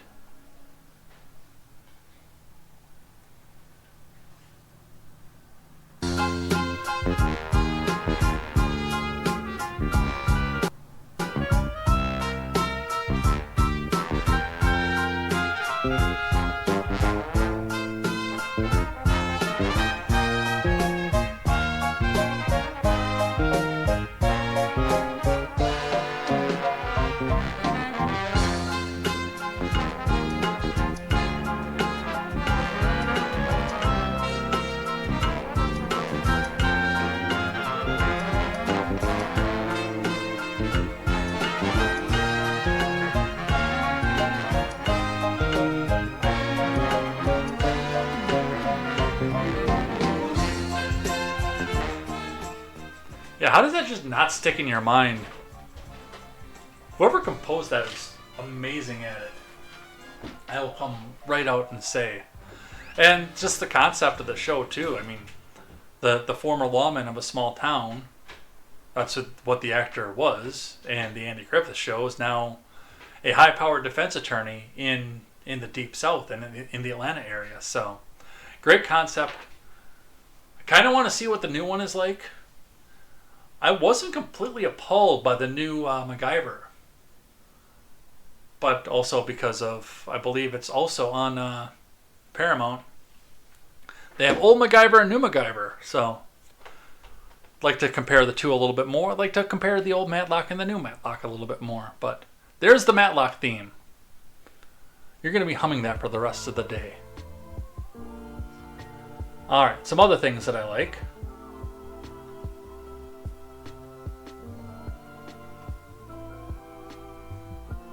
I know, it's great though, isn't it?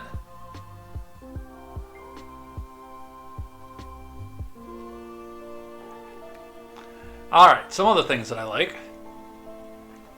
The Home Depot, and I confirmed this from the tweet on their website, Home Depot start giving out free training to Americans who want to work in HVAC, carpentry, electricity, and construction. The classes are self-paced and students will earn certifications they can use on their resumes. While I would rather this not be free, because, then it's just people that come in that have no intention to come back and do anything, making it harder for the people who do have an intention to do so, and that's unfortunate reality when things are coming out free. I like the idea that it is being offered for free in a time where, a lot of the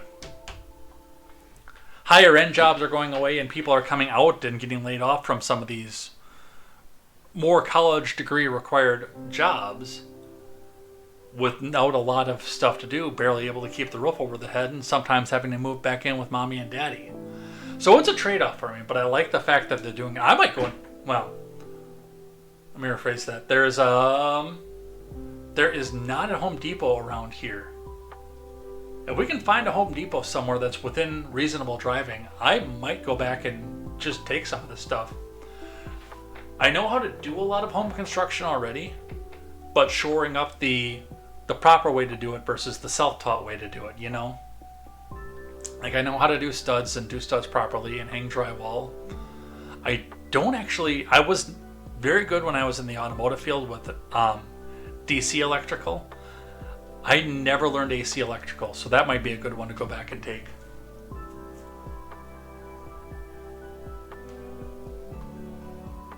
I know the basics of it. I know how to put an outlet in and a switch in, but to actually go back and fully wire a new circuit,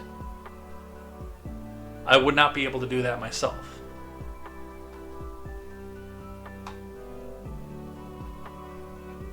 So, there's that.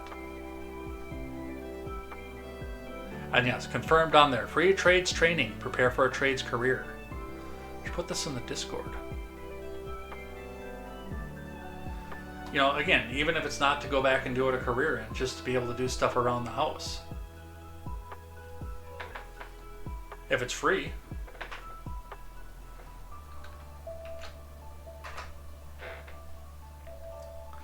Palm is feeding baby and leaving. J. Edgar does not want to go 4 hours today.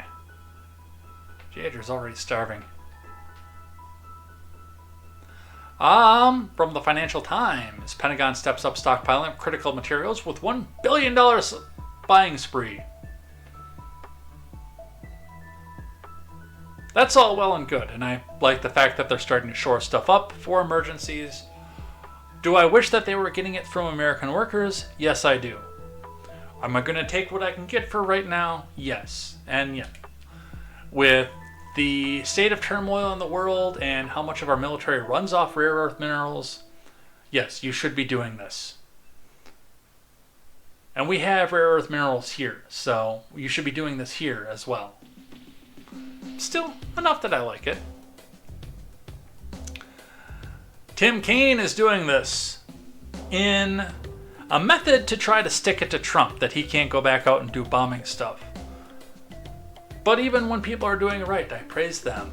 Call to Activism says, major breaking. Senator Tim Kaine just pulled a major victory in the Senate. For the first time ever, Congress is taking war law off the books, closing a loophole that could have given Trump the power to launch new wars in the Middle East.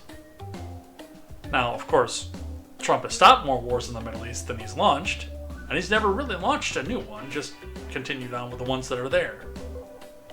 So call to activism is doing this in a fully propagandistic manner, but they're doing the right thing in actually getting stuff out of the president's hands and putting them into the hands of the people instead. So, and it means Trump can't drag us into another Middle East conflict without a vote ever. Again, given the fact that Hillary tried to get to the presidency, Barack got there, W got there, Kamala tried to get there, and Biden got there. Trump is the one I'm not worried about. So, even when they do it for activistic purposes and try to propagandize it, they still do the right thing. And the last one that I'm going to do here, I don't like this. I don't really care about this because I don't really care about celebrity stuff and everything. And I think Justin Trudeau is a little bitch. But because of that, the jokes wrote themselves. And that's the only reason I put this on things that I like. From The Cut, a division of the New York Post, Katy Perry and Justin Trudeau share a supersized attraction. Yes, Katy Perry and Justin Trudeau were caught by paparazzi kissing on Katy Perry's yacht, of all things. Trudeau recently becoming divorced, as well known in political circles, and recently being released from the Prime Ministerhood of Canada. And they seem to be really, really into each other, which means, of course, that she did kiss a girl and she liked it.